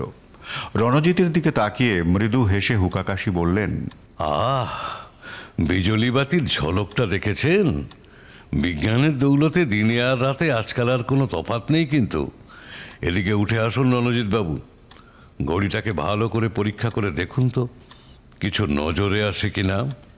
রণজিৎ এগিয়ে গিয়ে ঘড়িটার দিকে কয়েক মিনিট তাকিয়ে রইল। শেষে বলল, হ্যাঁ, স্টোভার নামটা বেশ স্পষ্টই পড়া যাচ্ছে বটে। তা ওটা তো জানা কথা, ওটা বাদে আর নতুন কিছু পেলেন কি? ঘড়িটা চোখের সামনে এনে ধরবে বলে রণজিৎ হাত বাড়াতে যাচ্ছিল, কিন্তু হুকাকাশি তৎক্ষণাৎ বাধা দিয়ে বলে উঠলেন, না না না, হাতে ধরা চলবে না, ওইভাবে দূর থেকে দেখেই বলতে হবে। রণজিতের মনে পড়ল ডাস্টবিন থেকে সে যখন ঘড়িটাকে তুলতে গিয়েছিল তখনও হুকাকাশি সেটায় হাত দিতে বারণ করেছিলেন। তিনি নিজেও ঘড়িটাকে হাতে করে ধরছেন না, কিন্তু কেন? হুকাকাশি বোধহয় তার মনের ভাব বুঝতে পেরেছিলেন। পাশের দরজাটা খুলে একটা কৌটো এনে সাদা মতো কি একটা গুঁড়ো বার করে ঘড়ির উপর তিনি ছড়িয়ে দিলেন। দেখতে দেখতে ঘড়ির উপরকার চেহারা একেবারে বদলে গেল। বিস্মিত রণজিতের চোখে পড়ল ঘড়ির ওপর কার যেন বুড়ো আঙুলের কয়েকটা ছাপ স্পষ্ট হয়ে ফুটে উঠেছে। রবার স্ট্যাম্পের প্যাড থেকে আঙুলে কালি মাখিয়ে কাগজের ওপর চেপে ধরলে যেমন আঙুলের প্রতিটি রেখা স্পষ্ট হয়ে ওঠে, ঘড়ির ওপরের ছাপগুলো ঠিক তেমনি স্পষ্ট। হুকাকাশি এবার বললেন, দেখলেন কেমন মজা? ঘড়িটাকে ডাস্টবিনে ফেলে দিয়ে চোর ভেবেছে তার বোধহয় আর কোনো বিপদ নেই। কে আর জানতে যাচ্ছে যে কে ডাস্টবিনে ঘড়ি ফেলেছে? কিন্তু ঘড়িও যে তার হাতের ছাপ নিজের বুকে ধরে রাখতে পারে, চোরের পো বোধহয় সে কথা জানতো না। শুধু এই কারণেই আমি ঘড়িতে সরাসরি হাত দিইনি, আপনাকেও হাত দিতে দিইনি। এটা আপনি নিশ্চয়ই জানেন যে একজন লোকের হাতের ছাপের সঙ্গে আর একজন লোকের হাতের ছাপ একেবারেই মিলবে না। দুটো হাতের ছাপ মিলিয়ে অনায়াসে সে হাতের মালিককে চিনে ফেলা যায়। রণজিৎ একটু চিন্তিত স্বরে বলল, হাতের ছাপ থেকে যে অপরাধীকে খুঁজে বার করা সম্ভব তা আমি জানি মিস্টার হুকাকাশি, কিন্তু কলকাতার লক্ষ লক্ষ লোকের মধ্যে শুধু হাতের ছাপ মিলিয়ে চোর আপনি ধরবেন কিভাবে? এ প্রশ্নের জবাবে হুকাকাশি হেসে বললেন, হ্যাঁ, কলকাতার প্রত্যেক বাড়িতে ঢুকে সকলের হাতের ছাপ নিয়ে সেগুলো মিলিয়ে চোর ধরার প্রস্তাব যদি আমি করতাম, তবে আপনি আমায় অনায়াসে পাগলাগারদে পাঠানোর ব্যবস্থা করতে পারতেন। কিন্তু ঘড়ি যে সারিয়েছে, ঘড়িওয়ালার সঙ্গে তার বেশ ভালো মতোই আলাপ পরিচয় আছে, এ কথা নিশ্চিত। এই অবস্থায় বিষয়টা অনেক সরল। আর কিন্তু কথা শেষ হওয়ার আগেই হুকাকাশি কেমন যেন অন্যমনস্ক হয়ে পড়লেন।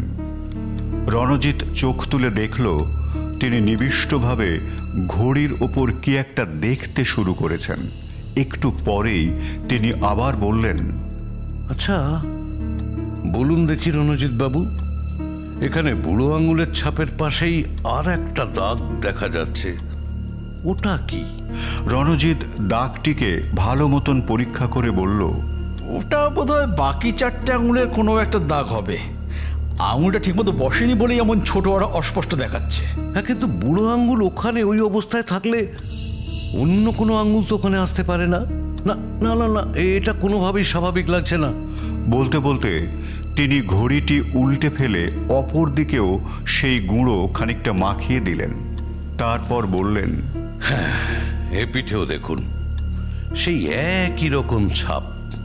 বলতে বলতে তার মুখ আবার উজ্জ্বল হয়ে উঠল।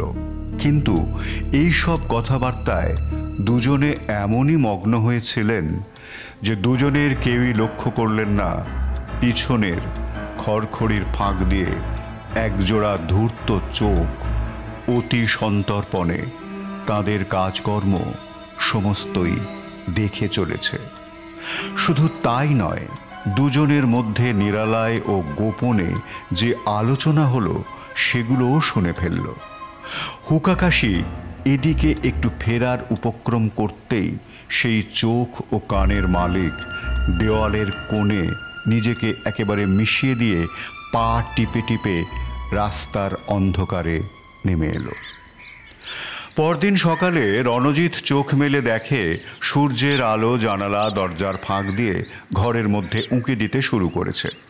তাড়াতাড়ি মাথার কাছ থেকে রিস্ট ওয়াচ তুলে দেখল বেলা 7:30। ধর্মর করে সে উঠে বসল। বাইরের বারান্দায় চাকর আগেই বালতি ভরা জল রেখে গিয়েছিল। মুখ হাত ধুয়ে বেরিয়ে পড়তে তার সময় বেশি লাগলো না। রাস্তায় নেমেই সে সোজা ডাফ স্ট্রিটের রাস্তা ধরল। সকালে তার সঙ্গে চা খাওয়ার জন্য হুকাকাশি কাল রাতেই নিমন্ত্রণ করে রেখেছেন। চা পানের পর দুজনে একসঙ্গে বেরোবেন এমনই কথা হয়ে আছে। বেডিন স্ট্রিটের মোড় ছাড়িয়ে ডাফ স্ট্রিটে ঢুকতেই রণজিৎ দেখল খুব জমকালো আচকান ও তকমা পরা এক বিরাট চেহারার ভোজপুরি দারোয়ান একটা কাগজের স্লিপ হাতে গোটা ফুটপাতময় কাবাডি খেলার মতো ছুটোছুটি করে বেড়াচ্ছে। কোনো একটা বাড়ির ঠিকানা সে চায়, অথচ খুঁজে বের করতে পারছে না। রণজিৎকে সামনে পেয়েই সে 2.5 গজি এক সেলাম ঠুকে স্লিপের কাগজখানা তার হাতে দিল। উদ্দেশ্য বাড়িটা দেখিয়ে দিয়ে সে যেন তাকে এই কাবাডি খেলা থেকে মুক্তি দেয়। কাগজটা হাতে নিয়ে উপরের শিরোনামটার দিকে চোখ পড়তেই রণজিৎ সচকিত হয়ে উঠল। সেখানে হুকা কাশির নাম।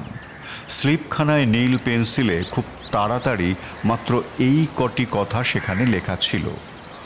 পাখি ধরা পড়িয়াছে, আপনার আশা নিতান্ত দরকার, ভূপেশ নাথ। রণজিৎ দারোয়ানকে প্রশ্ন না করে পারল না।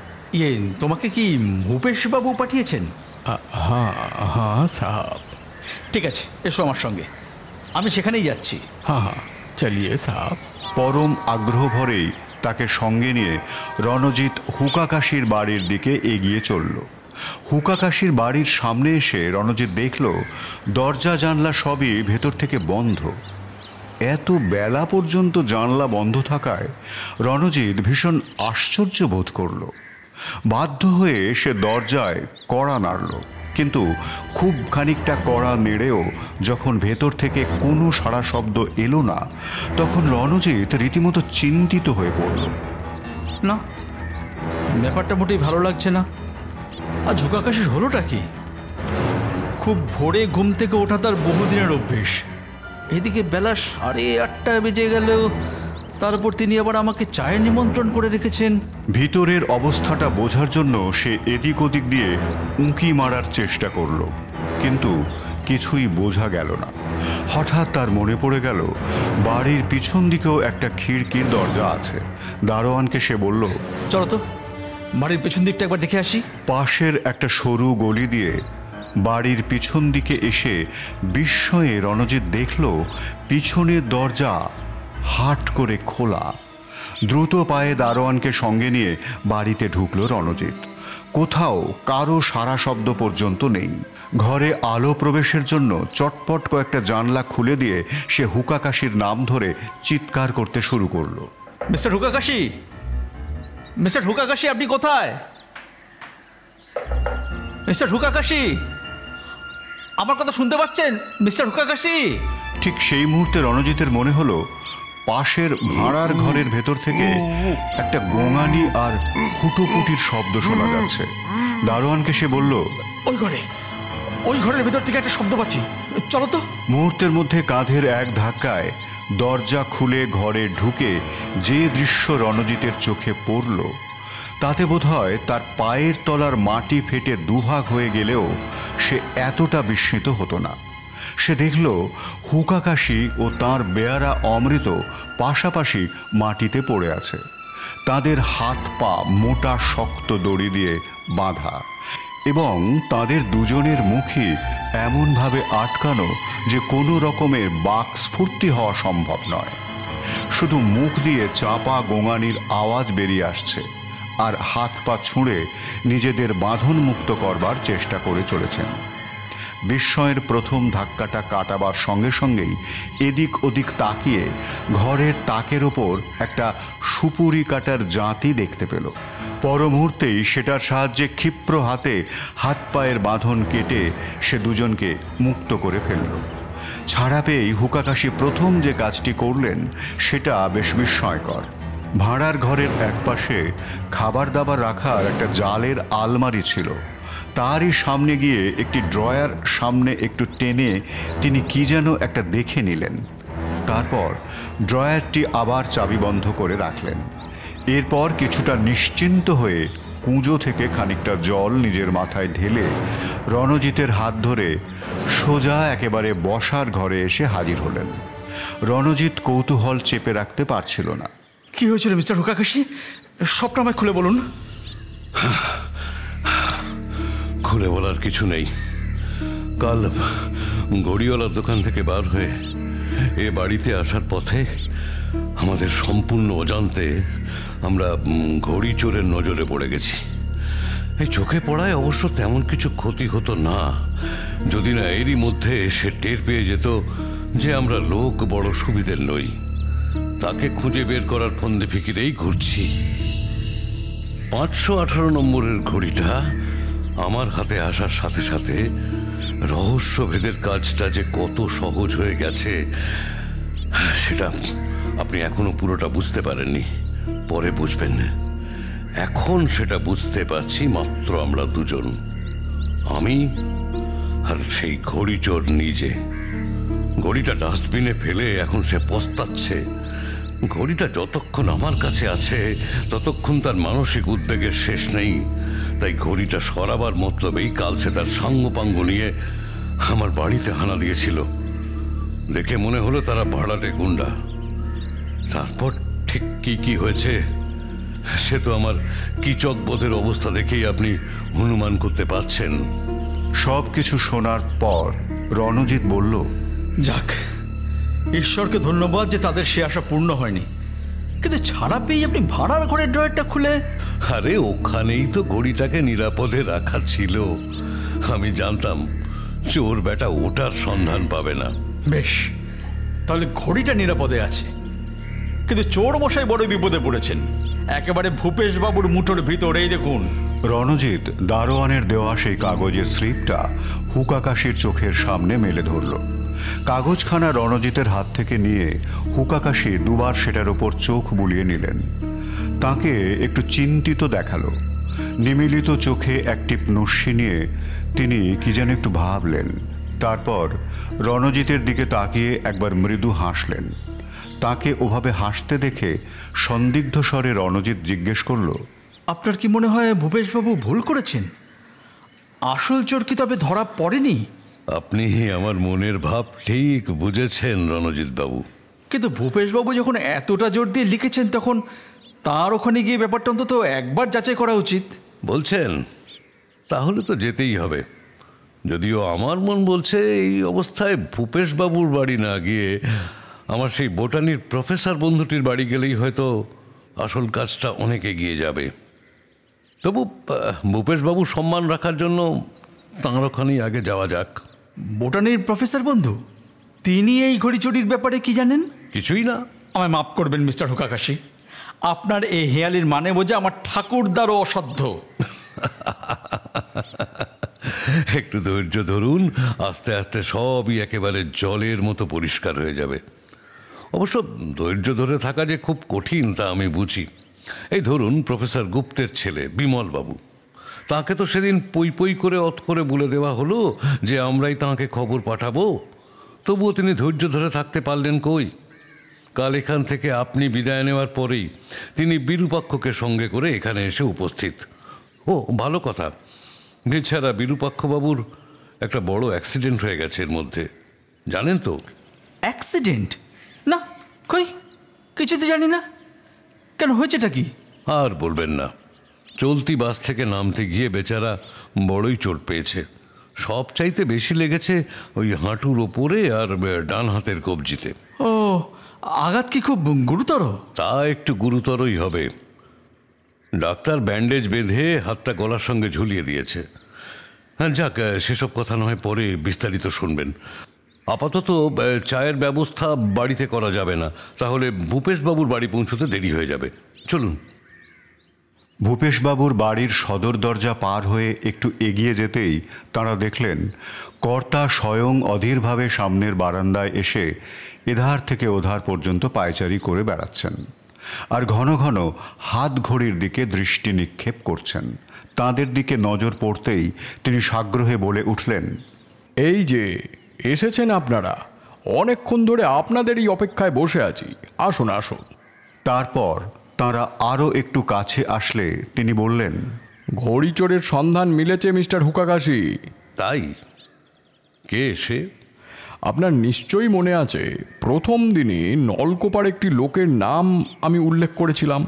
হ্যাঁ, শ্রীশ চাটুর্যে, যিনি আপনার বাবাকে তাঁর জীবনের সবচেয়ে বড় শত্রু বলে মনে করেন। হ্যাঁ, ঠিক তাই। এ পৃথিবীতে বাবার কোনো স্মৃতিচিহ্নই সে রাখতে দেবে না। অত খরচা করে বানানো বাবার ওয়াটার পেন্টিংটাকে একটা জুতোর ঠোক্কর মেরে গুঁড়ো করে দিতে তার এতটুকু বাঁধেনি। বাবার শেষ চিহ্ন স্টোভার ঘড়িটাও গভীর রাতে সেই এসে গুঁড়ো করে গিয়েছিল। অফ, প্রতিহিংসা মানুষকে এমনই জঘন্য আর হীন করে ফেলে। এই তো এই পাশের ঘরেই তাকে আটকে রাখা হয়েছে। হুকাকাশি নিবিষ্ট মনে সব কথা শুনে বললেন, কিন্তু এই লোকটাই যে ঘড়ি সরিয়েছে এমন মনে করার কারণ কি? প্রমাণ রয়েছে, এবং সে প্রমাণ একেবারে অকাট্য। কাল সন্ধ্যের একটু পরে আমার দারোয়ানটাকে পিয়ন বুক দিয়ে মিনিট 15 জন্য একটা জরুরি কাজে পাঠাতে হলো। এই মিনিট 15 কাল দেউড়ি একেবারে খালি ছিল। ঠিক এই সময় আমার ভাগ্নে বিনোদ বাইরে কোথাও বার হচ্ছিল। হঠাৎ তার যেন মনে হলো কম্পাউন্ডের ভেতরে অন্ধকারে গা ঢাকা দিয়ে কি একটা লোক স্থির দৃষ্টিতে আমার বাড়ির দিকেই তাকিয়ে আছে। ভাগ্নের পায়ের শব্দ পেয়ে সে তাড়াতাড়ি একটা গাছের আড়ালে গিয়ে দাঁড়ালো। সে ভেবেছিল বিনোদের নজর অন্ধকারে অতদূর পৌঁছবে না। সদর ফটক দিয়ে বিনোদ বেরিয়ে গেলেই সে আবার অনায়াসে আগের জায়গায় ফিরে আসতে পারবে। কিন্তু বিনোদের মনে কেমনটা খটকা লাগায় পা টিপে টিপে সন্তর্পণে তার দিকেই সে এগিয়ে চলল। বেগতিক দেখে লোকটা তখন প্যারাপেট ডিঙিয়ে চোঁচা দৌড়। কিন্তু বাচাদন ভুলে গিয়েছিল যে জায়গাটা নলকোপা নয়, কলকাতা। চোর বলে সজোরে একটা হাঁক দিলেই ঝাঁকে ঝাঁকে লোক এসে তাকে ঘিরে ফেলবে। ঠিক হলো তাই। মিনিট 5 মধ্যেই সবাই মিলে তাকে হিড় হিড় করে টেনে আমার সামনে এনে হাজির করল। মুখের পানে চেয়েই টের পেলাম মূর্তিমানটি হলেন নলকোপার শ্রীশ চাটুর্যে। তাকে বেশ করে জিজ্ঞাসাবাদ করলেন, তাই তো? হ্যাঁ, অনেক করে তাকে জিজ্ঞেস করা হলো কেন সে চুপি চুপি আমার বাড়ির আনাচে কানাচে ঘুরছিল, আর বিনোদকে দেখে পালাতেই বা গেল কেন। কিন্তু সে কোনো কথার জবাব তো দিলই না, মুখ বুজে গুম হয়ে দাঁড়িয়ে রইল। বিনোদও ছাড়ার পাত্র নয়। নানাভাবে তাকে পরীক্ষা করে দেখতে লাগলো ট্যাঁকে কিছু গোঁজা আছে কিনা, জামার পকেটে কিছু রয়েছে কিনা। রণজিৎ উৎসুক হয়ে সবটা শুনছিল। এবার সে প্রশ্ন না করে পারল না। পাওয়া গেল কিছু জামার পকেটে? সেই কথাই তো বলছি। জামার পকেটে হাত দিতেই যে জিনিস বেরিয়ে এলো তা শুনলে আপনারাও স্তম্ভিত হয়ে যাবেন। দেখি ওর পকেটে একখানা ভাঁজ করা কাগজ, আর তার ভেতরে লেখা স্টোভার ঘড়ি। নিচে যে ঠিকানাটা লেখা আছে সেটা সেই একই দোকানে, যে দোকানে আমি ঘড়ি মেরামত করতে দিয়েছিলাম। কথাটা শুনেই রণজিৎ উৎফুল্ল হয়ে বলে উঠল, বলেন কি? এ তো রহস্যের উপর রহস্য। তা যা বলেছেন।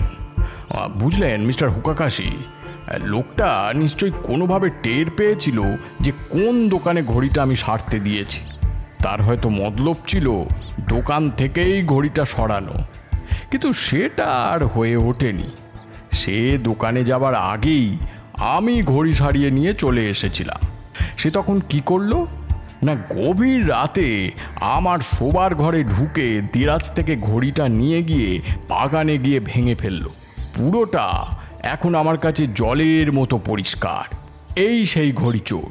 রণজিৎ আর চোখে একবার হুকাকাশির দিকে তাকিয়ে দেখল তার মুখের ভাবে কোনো পরিবর্তন এসেছে কিনা। কিন্তু সেই প্রশান্ত মহাসাগরের ঢেউয়ের লীলা যেমন কেউ বুঝতে পারে না, রণজিৎও পারল না। হুকাকাশি স্থিরভাবে দাঁড়িয়ে ভূপেশবাবুকে পুরো বর্ণনাটা শেষ করতে দিলেন। তারপর মৃদু কণ্ঠে বললেন, কোথায় তিনি? চলুন তাঁর সঙ্গে একবার দেখা করব।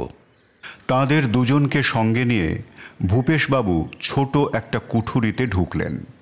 ঘরের এক কোণে বেঞ্চির উপর লোকটা বসেছিল। বয়স 55-56 কম নয়। সমস্ত মুখটায় দারিদ্র্যের ছাপ মাখানো, কিন্তু চোখ দুটি ভীষণ উজ্জ্বল। মিনিট খানেক হুকাকাশি তীক্ষ্ণ দৃষ্টিতে তার মুখের দিকে তাকিয়ে রইলেন। সে দৃষ্টি এমনই তীব্র যে মনে হয় তা লোকটার অন্তর ভেদ করে চলেছে, কিন্তু সে খুব অল্পক্ষণের জন্য। তারপরেই হুকাকাশি চোখ নামিয়ে নিলেন এবং ধীরে ধীরে এগিয়ে গিয়ে লোকটার পাশে সেই বেঞ্চির ওপরেই বসে পড়লেন। তারপর মৃদু হেসে শীর্ণকায় প্রৌঢ় লোকটির দিকে ঘুরে তাকালেন হুকাকাশি। বললেন, আপনি তো নলকোপার শ্রীশচন্দ্র চাটুর্যে। আমি ডিটেকটিভ হুকাকাশি। আপনার কাছ থেকে কটা প্রশ্নের জবাব চাইব। শ্রীশ চাটুর্যে চুপ করেই রইলেন। হুকাকাশি এবার বেশ লঘু স্বরে প্রশ্ন করলেন, আচ্ছা শ্রীশবাবু, দোকানের নাম ঠিকানা লেখা এই কাগজখানা আপনার পকেটে এলো কি করে? শ্রীশচন্দ্র কয়েক মুহূর্ত হুকাকাশির দিকে তাকিয়ে রইলেন। তারপর খুব মৃদু স্বরে কথা শুরু করলেন।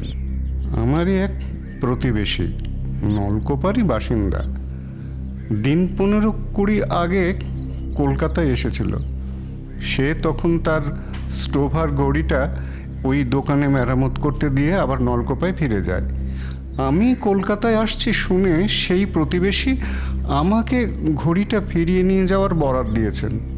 কথাটা শুনেই ভূপেশবাবু গলা লম্বা করে বলে উঠলেন, তা সেই স্টোভার ঘড়িটা কোথায় দেখি? না, সে ঘড়ি আমি হাতেই পাইনি। ঘড়িওয়ালা জানিয়েছে তার দোকান থেকে ঘড়িটা নাকি চুরি হয়ে গেছে। ভূপেশবাবু প্রায় হাউমাউ করে বলে উঠলেন, শুনলেন তো, ঘড়িওয়ালা বলছে তার দোকান থেকে সে ঘড়ি নাকি চুরি গেছে। বলছিলাম না, চেষ্টা করলে ইনি খুব বড় নোবেলিস্ট হতে। ভূপেশবাবুকে থামিয়ে দিয়ে হুকাকাশি বলে উঠলেন, না ভূপেশবাবু, একে ছেড়ে দিলেই ভালো করতেন। ছেড়ে দিলে? কি বলছেন মিস্টার হুকাকাশি? ঠিকই বলছি। ইনি যা বলছেন সেটা বানানো গল্প নয়, সম্পূর্ণ সত্যি। ওই ঘড়িওয়ালার কাছে বাস্তবিকই আরও একটা স্টোভার ঘড়ি সারাতে দেওয়া ছিল এবং সত্যি সত্যিই সেটা দোকান থেকে চুরি গেছে। উনি সে ঘড়ি দেখাতে পারবেন না, তবে আপনি চাইলে সে ঘড়িটা আমি আপনাকে দেখাতে পারি, কেননা সেটা বর্তমানে আমার কাছেই রয়েছে। ইনি আপনার ঘড়িচোর নন। আরও প্রমাণ যদি চান তাহলে বলি, আপনার ঘড়িচোর কাল রাত দুপুরে সাঙ্গপাঙ্গ নিয়ে আমার বাড়িতে চড়াও হয়েছিল। আমাকে আর আমার বেয়ারাকে ভাড়ার ঘরে দড়ি দিয়ে বেঁধে রেখেছিল। আজ ভোরে রণজিৎবাবু গিয়ে আমাদের মুক্তি দিয়েছেন। বিস্মিত চোখে হুকাকাশির দিকে তাকিয়ে ভূপেশবাবু বললেন, আপনার বাড়িতে হানা, খোদ সিংহের গুহায়? হ্যাঁ, এবং সিংহ একেবারে কুপকাত। তা যাক, সেসব কথা না হয় পরে আলোচনা করা যাবে বলে হুকাকাশি নলকোপার সেই দিকে ফিরে বললেন, হ্যাঁ, এবার সংক্ষেপে আপনার বক্তব্যটা শেষ করুন তো। আপনাকে অন্যায়ভাবে আটকে রাখার জন্য ভূপেশবাবু নিশ্চয়ই লজ্জিত হয়েছেন, কিন্তু আপনিই বা অন্ধকারে বাগানের কোণে লুকিয়েছিলেন কেন?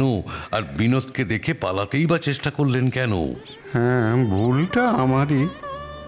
ভূপেশের বাপের ওপর আমার দারুণ আক্রোশ ছিল।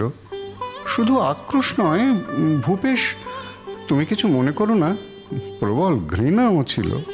কিন্তু রাগের বশে সাময়িক উত্তেজনা একদিন আমি এমন কাণ্ড করে বসেছিলাম, সে কথা মনে করতে আজও লজ্জায় আমার মাথা নুয়ে আসে। একজন মৃত ব্যক্তির ছবিতে লাথি মারার ব্যাপারটা তো। হ্যাঁ, আমি জানতাম এরপর ভূপেশ আর কিছুতেই আমাকে ক্ষমার চোখে দেখতে পারবে না। তাই এই দীর্ঘ 10 বছরে কখনো আর ওর সামনাসামনি এসে দাঁড়াইনি।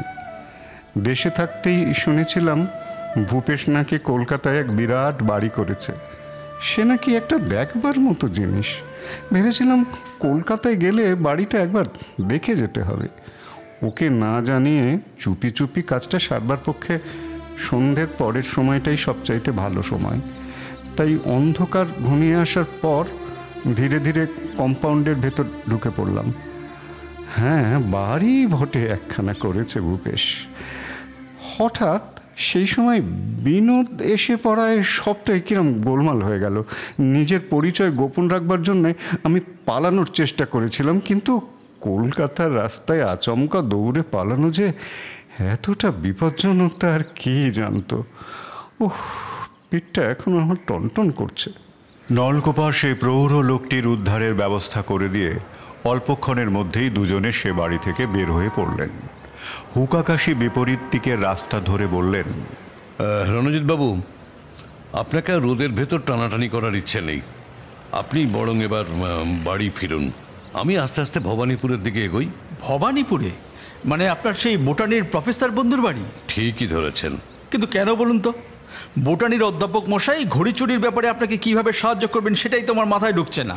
হুকাকাশি অন্য কি একটা বিষয় নিয়ে চিন্তা করছিলেন। কথাটা তার কানে গেল কিনা বোঝা গেল না।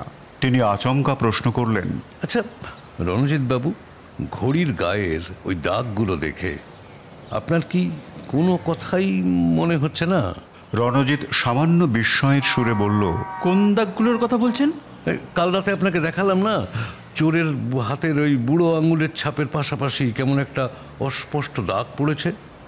এখন কথা হচ্ছে, অতগুলো জিনিসের দাগ ঘড়ির গায়ে এলো কি করে?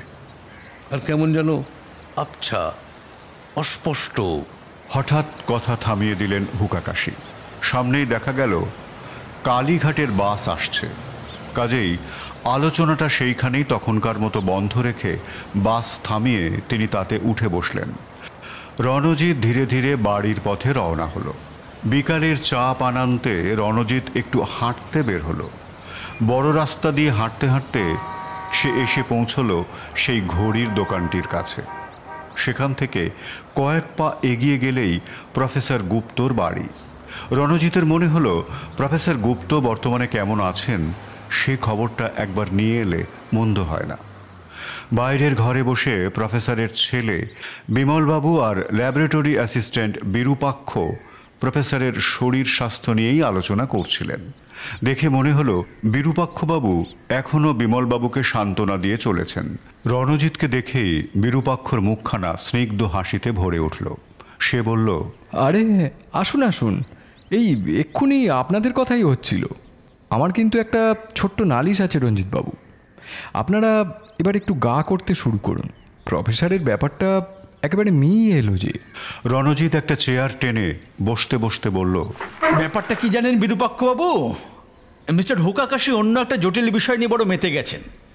সেটার মীমাংসা করেই বোধহয় প্রফেসরের ব্যাপারটায় হাত দেবেন। আপনারা নিশ্চিন্তে থাকুন, তার ক্ষমতা অসাধারণ। প্রফেসর গুপ্তের এই স্মৃতিবিভ্রমের ঘটনায় কোথাও যদি কোনো রহস্য থাকে তবে তিনি তা ঠিক বার করে আনবেন। যদিও আমার নিজের বিশ্বাস অতিরিক্ত শারীরিক আর মানসিক পরিশ্রমের দরুনই প্রফেসরের স্নায়ুর কোথাও আঘাত লেগে থাকবে, আর তাতেই। রণজিৎকে থামিয়ে বিমলবাবু বললেন, না না, এক্ষুনি কিছু বলা যায় না রঞ্জিতবাবু। ব্যাপারটা যতই তলিয়ে ভাবার চেষ্টা করছি কোনো কুল কিনারা পাচ্ছি না। আপনারা যত তাড়াতাড়ি সম্ভব তদন্ত শুরু করুন। বিরূপাক্ষ পাশ থেকে বললেন, হ্যাঁ, আমারও তাই মত। আসলে উনি সুস্থ না হলে আমিও যে অন্যমনস্কভাবে টেবিলের সঙ্গে তার ব্যান্ডেজ বাঁধা হাতটার একটা গুঁতো লেগে বিরূপাক্ষবাবু যন্ত্রণায় কাতরে উঠলেন। বিমল ও রণজিৎ দুজনেই ব্যস্ত হয়ে উঠলেন।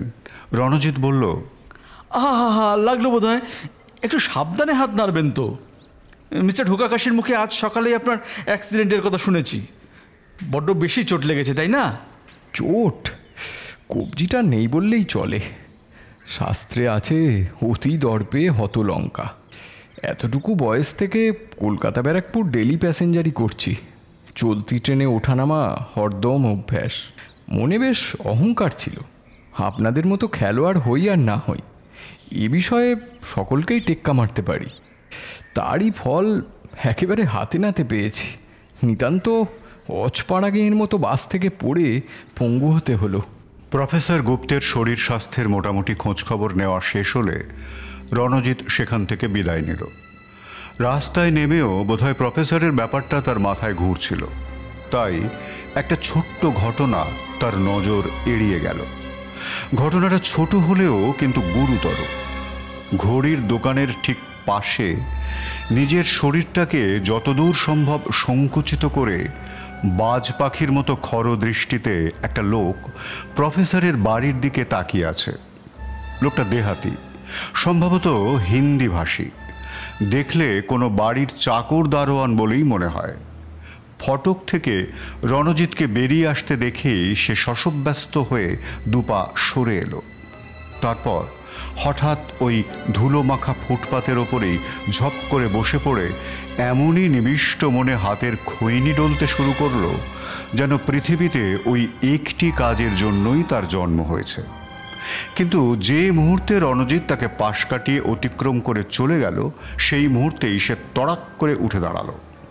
তার হাতের খৈনি ধুলোয় গড়াগড়ি খেতে লাগলো। অতি সন্তর্পণে নিজেকে আড়ালে রেখে সে রণজিতের পিছু পিছু হাঁটতে শুরু করলো। পথ চলতে চলতে রণজিৎ যে লোকটাকে একেবারে নজর করেনি তা নয়, লোকটি তার নজরে হয়তো এসেছে, কিন্তু এই তেল চিটচিটে কোর্তা পরা দারোয়ান গোছের লোকটা যে কোনো বিশেষ উদ্দেশ্য নিয়ে তাকে অনুসরণ করতে পারে সে সম্ভাবনা ঘুণাক্ষরেও তার মনে উদয় হয়নি। কিন্তু বেশ কিছুক্ষণ হাঁটার পর ব্যাপারটা এত দূর গড়িয়ে গেল যে রণজিতের মনে ধীরে ধীরে সন্দেহ ঘনিয়ে উঠতে শুরু করল। তাকে অনুসরণ করাই লোকটির উদ্দেশ্য কিনা সেটা পরখ করার জন্য রণজিৎ অকারণে নানান গলিঘুঁজি ঘুরে ঘুরে চলতে শুরু করলো। কিন্তু না, কিছুক্ষণ পরেই সে নিশ্চিত হলো তার এ সন্দেহ নিতান্ত অমূলক নয়। আপন মনেই বিড়বিড় করতে লাগলো রণজিৎ, না, আমি ভুল কিছু ভাবছি না। লোকটা নির্ঘাত আমাকে অনুসরণ করছে। আচ্ছা, হুকাকাশি আমাকে বলেছিলেন যে চোর ঘড়িওয়ালার পরিচিত। এই লোকটা তো ওই ঘড়ির দোকানের ঠিক সামনে ফুটপাতে বসেছিল। তাহলে নিশ্চয় কোনো বিশেষ উদ্দেশ্য নিয়ে এই ব্যাটা আমার পিছু নিয়েছে। দাঁড়াও, আরেকবার ভালো করে পরীক্ষা করে নিই। 7-5 ভাবতে ভাবতে রণজিতের মাথা গরম হয়ে গেল। সামনে দিয়ে একটা বাস যাচ্ছে দেখে এক লাফে সে তাতেই উঠে পড়ল। কিন্তু তার বিস্ময় একেবারে চরমে গিয়ে পৌঁছল যখন সে দেখল সেই দেহাতি লোকটাও দৌড়ে এসে বাসে উঠে পড়েছে। শুধু তাই নয়, একটু দূরে একেবারে রণজিতের মুখোমুখি বসে সে দিব্যি পা ছড়িয়ে গুনগুন করে গানও গাইতে শুরু করেছে। গ্রেস স্ট্রিটের মোড়ে এসে ঝপ করে বাস থেকে নেমে পড়ল রণজিৎ। সেই মূর্তিমানও ঠিক পিছন পিছন নেমে এলো বাস থেকে। এবার রণজিতের ধৈর্যের বাঁধ ভেঙে গেল। এসপার ওসপার কিছু একটা করবার উদ্দেশ্যে ধুতির মাল খোঁচাটা মেরে নিয়ে একেবারে সিংহ বিক্রমে ঘুরে দাঁড়ালো নামজাদা খেলোয়াড় রণজিৎ। ও মা, কোথায় কি! তাকে এবার রীতিমতো বোকা বনে যেতে হলো। ভোজবাজির মতো লোকটা যেন মুহূর্তের মধ্যে রাস্তা থেকে উধাও হয়ে গেছে। রণজিৎ ভ্যাবাচাকা খেয়ে একটু দৌড়ে এদিক ওদিক তাকিয়ে দেখল, না, কোথাও তার টিকিও দেখা গেল না। আফসোস করতে লাগলো রণজিৎ। লোকটা এইভাবে হাত থেকে ফসকে গেল। একটা সুবর্ণ সুযোগ বোধহয় নিজের বুদ্ধির দোষী নষ্ট করে ফেললাম। এই রহস্যময় দেহাতি লোকটার সঙ্গে নির্ঘাত ভূপেশবাবুর ঘড়ি চুরির যোগ আছে। তা না হলে গোপনে আমাকে অনুসরণ করার আর কি অর্থ হতে পারে? ইস, একবার যদি লোকটাকে ধরে হুকাকাশির খপ্পরে নিয়ে ফেলা যেত। পরদিন সকালে রণজিৎ যখন হুকাকাশির বাড়ির দিকে রওনা হলো তখন বেলা প্রায় 8টা। হুকাকাশির বাড়িতে লোকাচারের কোনো বালাই নেই। সে শটান গিয়ে ঘরে ঢুকে পড়ল। দেখল বিমলবাবু ও বিরূপাক্ষ আচার্য বসে কথা বলছেন। বিমলকে আজ বেশ খোশ মেজাজি দেখাচ্ছিল।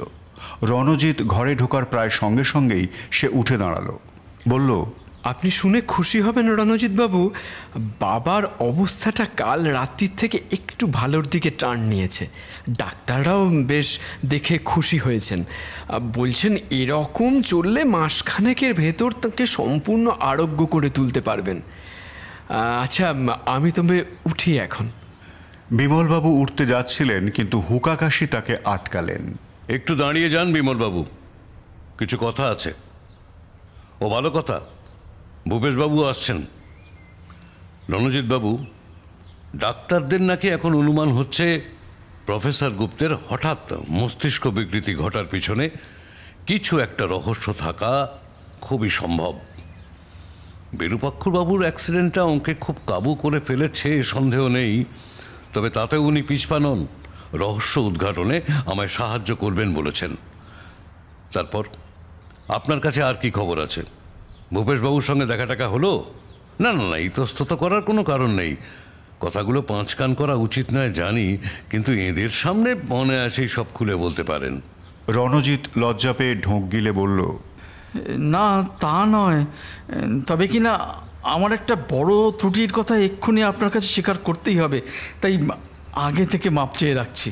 কি ব্যাপার বলুন তো?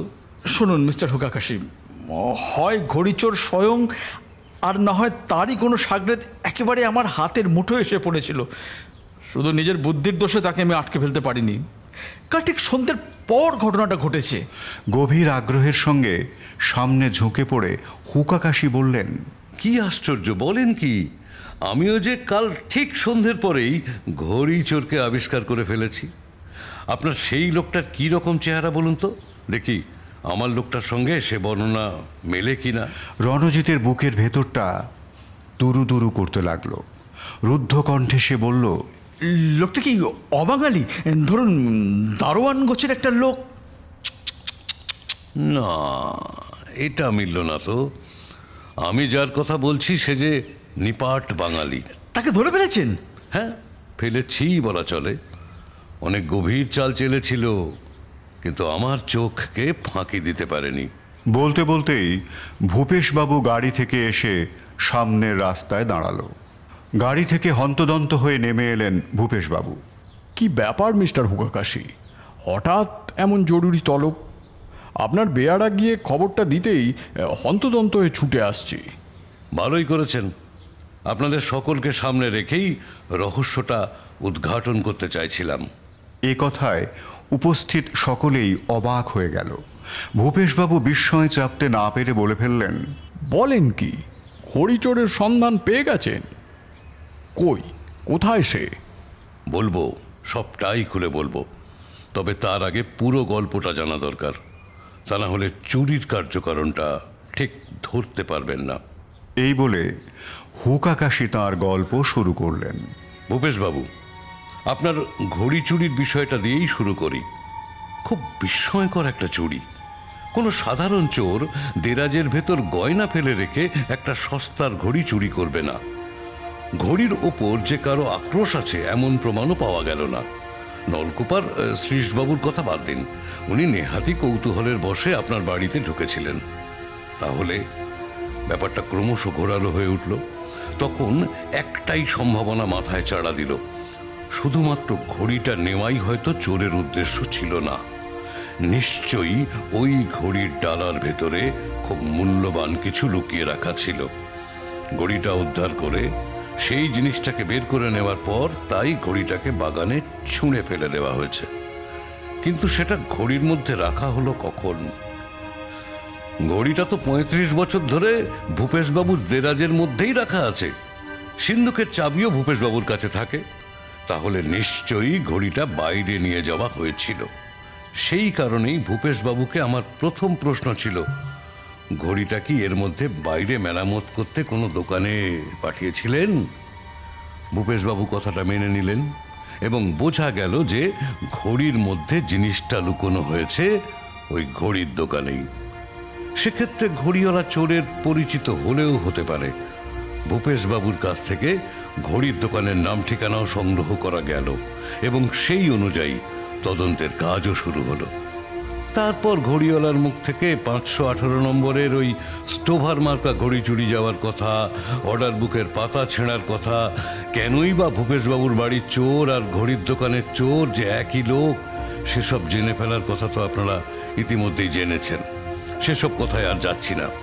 হুকাকাশিকে এইখানে বাধা দিয়ে রণজিৎ জানতে চাইল, না, তাহলে দ্বিতীয় প্রশ্নটা আপনি জানতে চাইলেন না? ভূপেশবাবুর বাগানে কি শুধুই ফুল গাছ আছে নাকি ফোয়ারা টোয়ারাও রয়েছে? রণজিতের কথা শেষ হতে না হতেই ভূপেশবাবুও বলে উঠলেন, হ্যাঁ হ্যাঁ, এই প্রশ্নটায় আমিও ভীষণ অবাক হয়েছিলাম। শুধু অবাক হয়েছিলাম বললে ভুল হবে, রীতিমতো ঘাবড়ে গিয়েছিলাম। আরে বাবা, এত ব্যস্ত হচ্ছেন কেন? ধাপে ধাপে সবটাই বলবো। ভূপেশবাবু, আপনার ঘড়িটা বাগানের মধ্যে ভাঙা অবস্থায় পাওয়া যায়, তাই তো?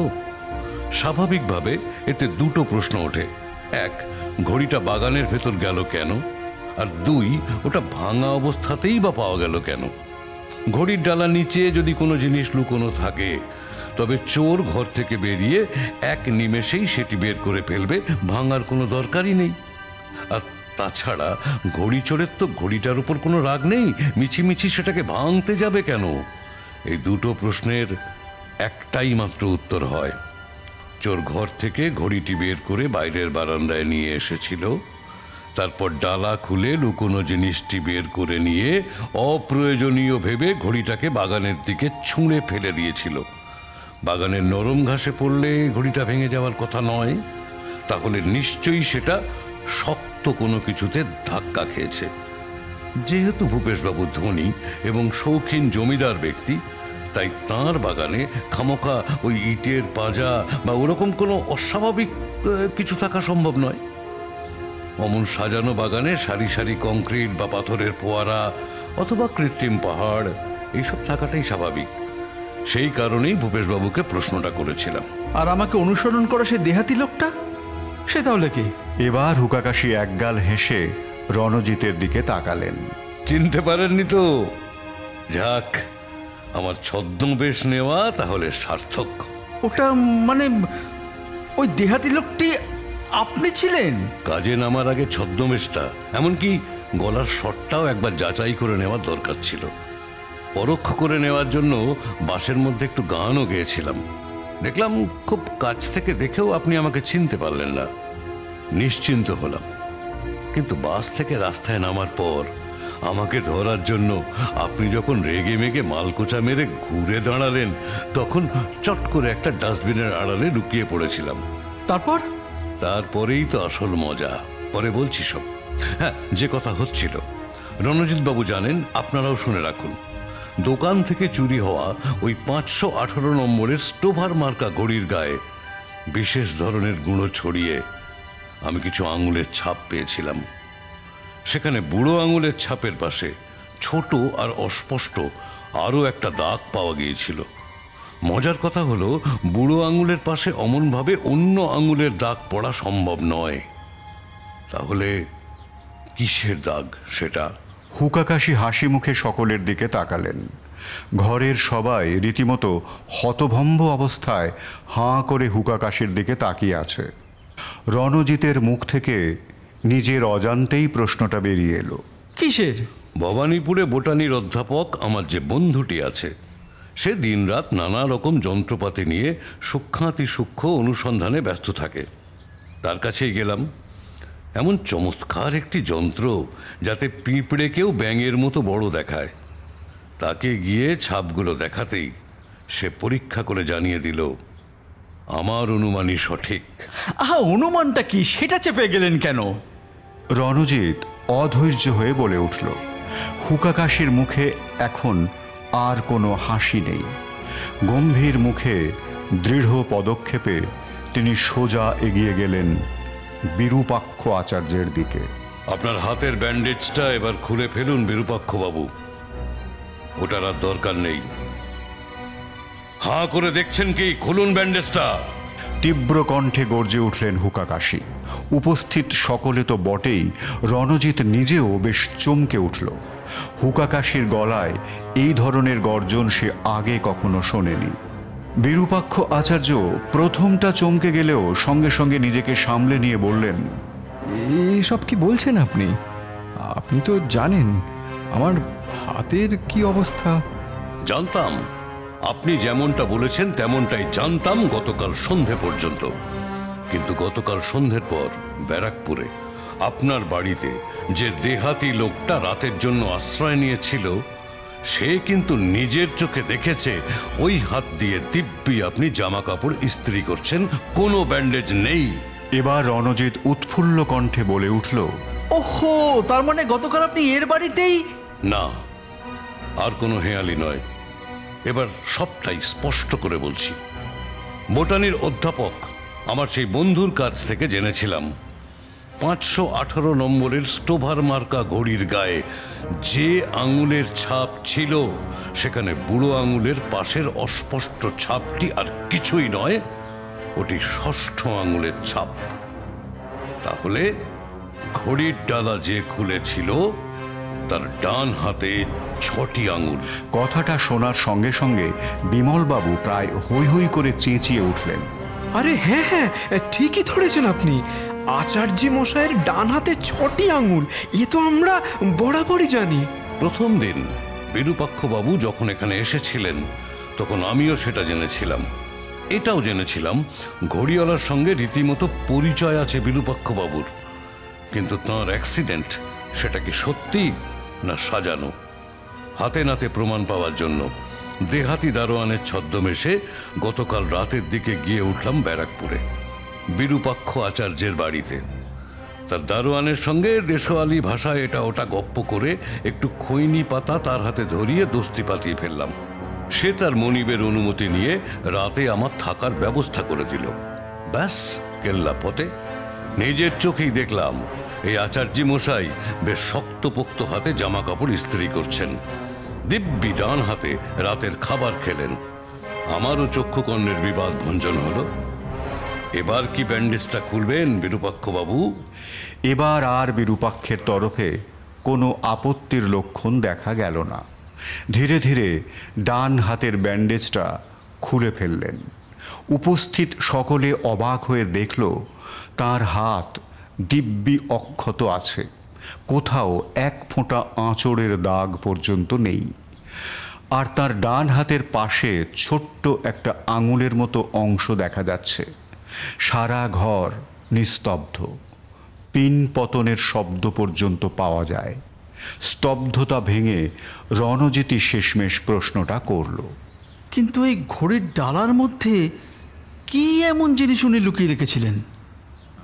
একথার উত্তর না দিয়ে ধীর পায়ে নিজের চেয়ারে ফিরে এলেন হুকাকাশি।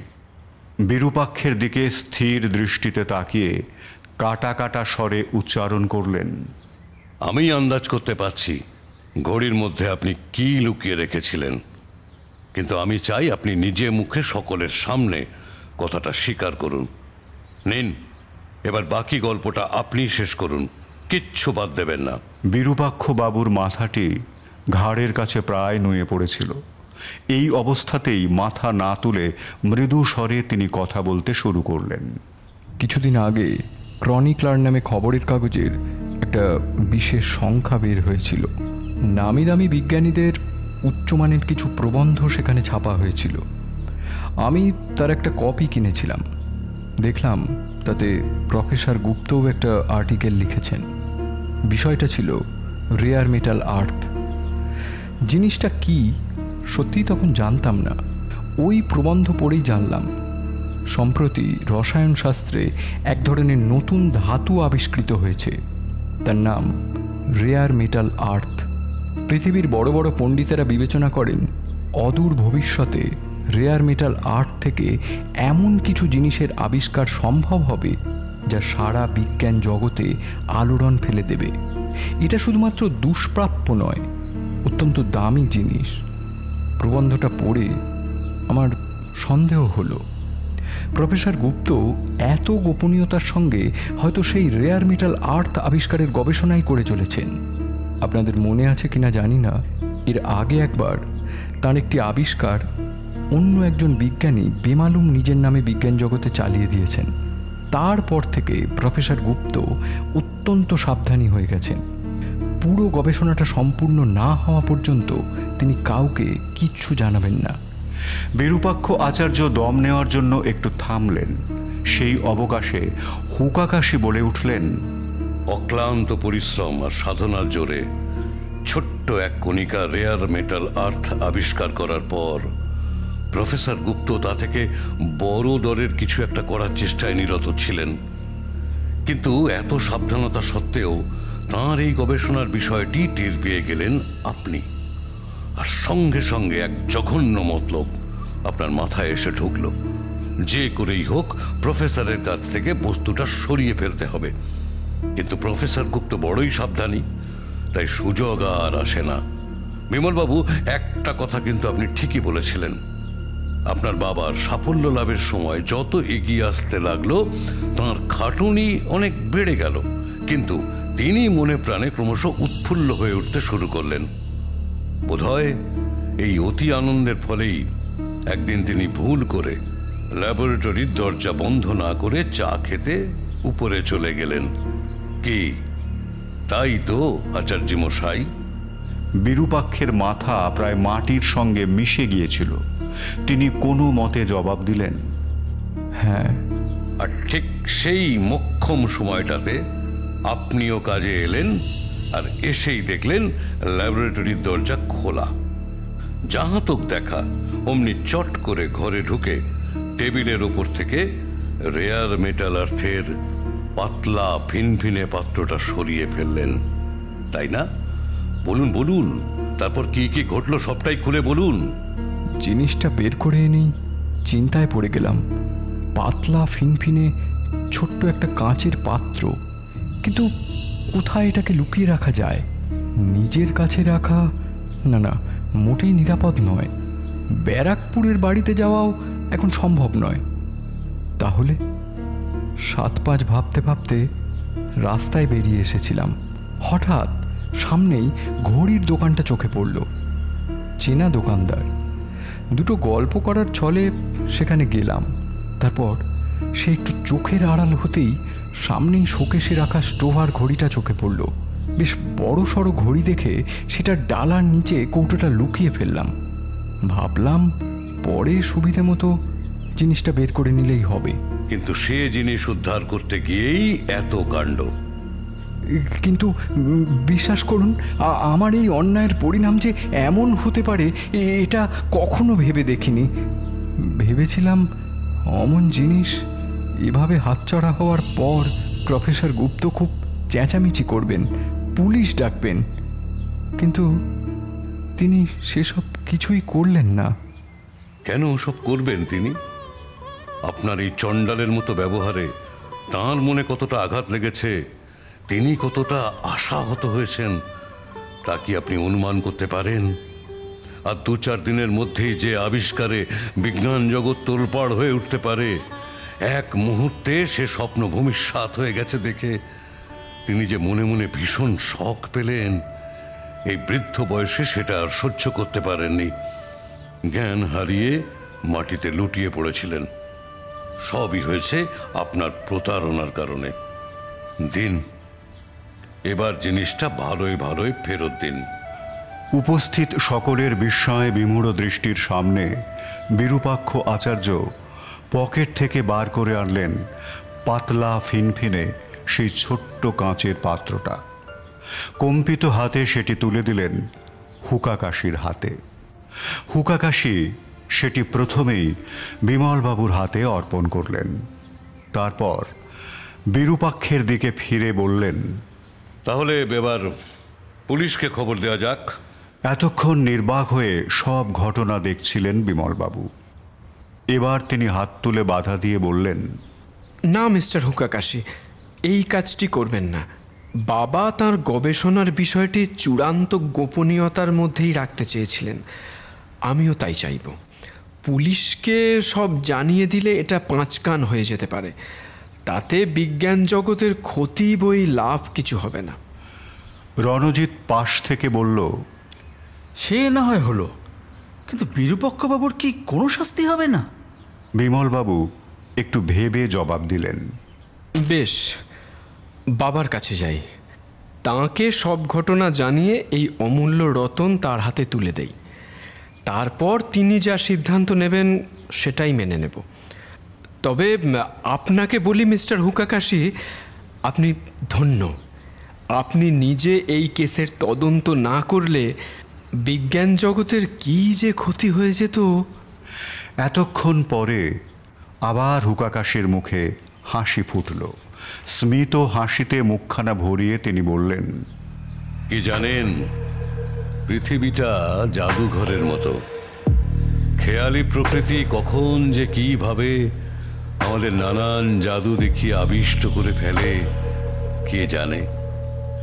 যাক, বড় রকমের কোনো ক্ষতি হওয়ার আগেই যে ঘোষ চৌধুরীর বাড়ির ঘড়ি আর তার সঙ্গে প্রফেসর গুপ্তের অসুস্থ হওয়ার রহস্যটা সমাধান করা গেছে, এতেই আমার তৃপ্তি।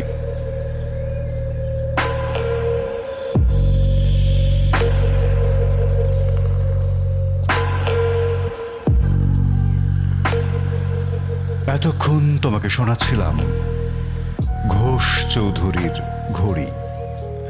বিভিন্ন চরিত্রের সংলাপগুলো যারা বলল, হুকাকাশি, সঞ্জয়, ঘড়িওয়ালা এবং রণজিৎ, অপু, বিমলবাবু, সঞ্জিত, ভূপেশবাবু, বিরূপাক্ষ এবং দারোয়ান, অনুপ, শ্রীশ চাটুর্যে এবং গল্প পাঠিয়েছিলাম আমি দীপঙ্কর। তোমার সঙ্গে আবার দেখা হবে নতুন গল্প নিয়ে। আজ এই পর্যন্ত।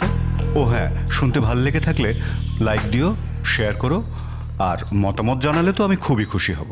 টাটা।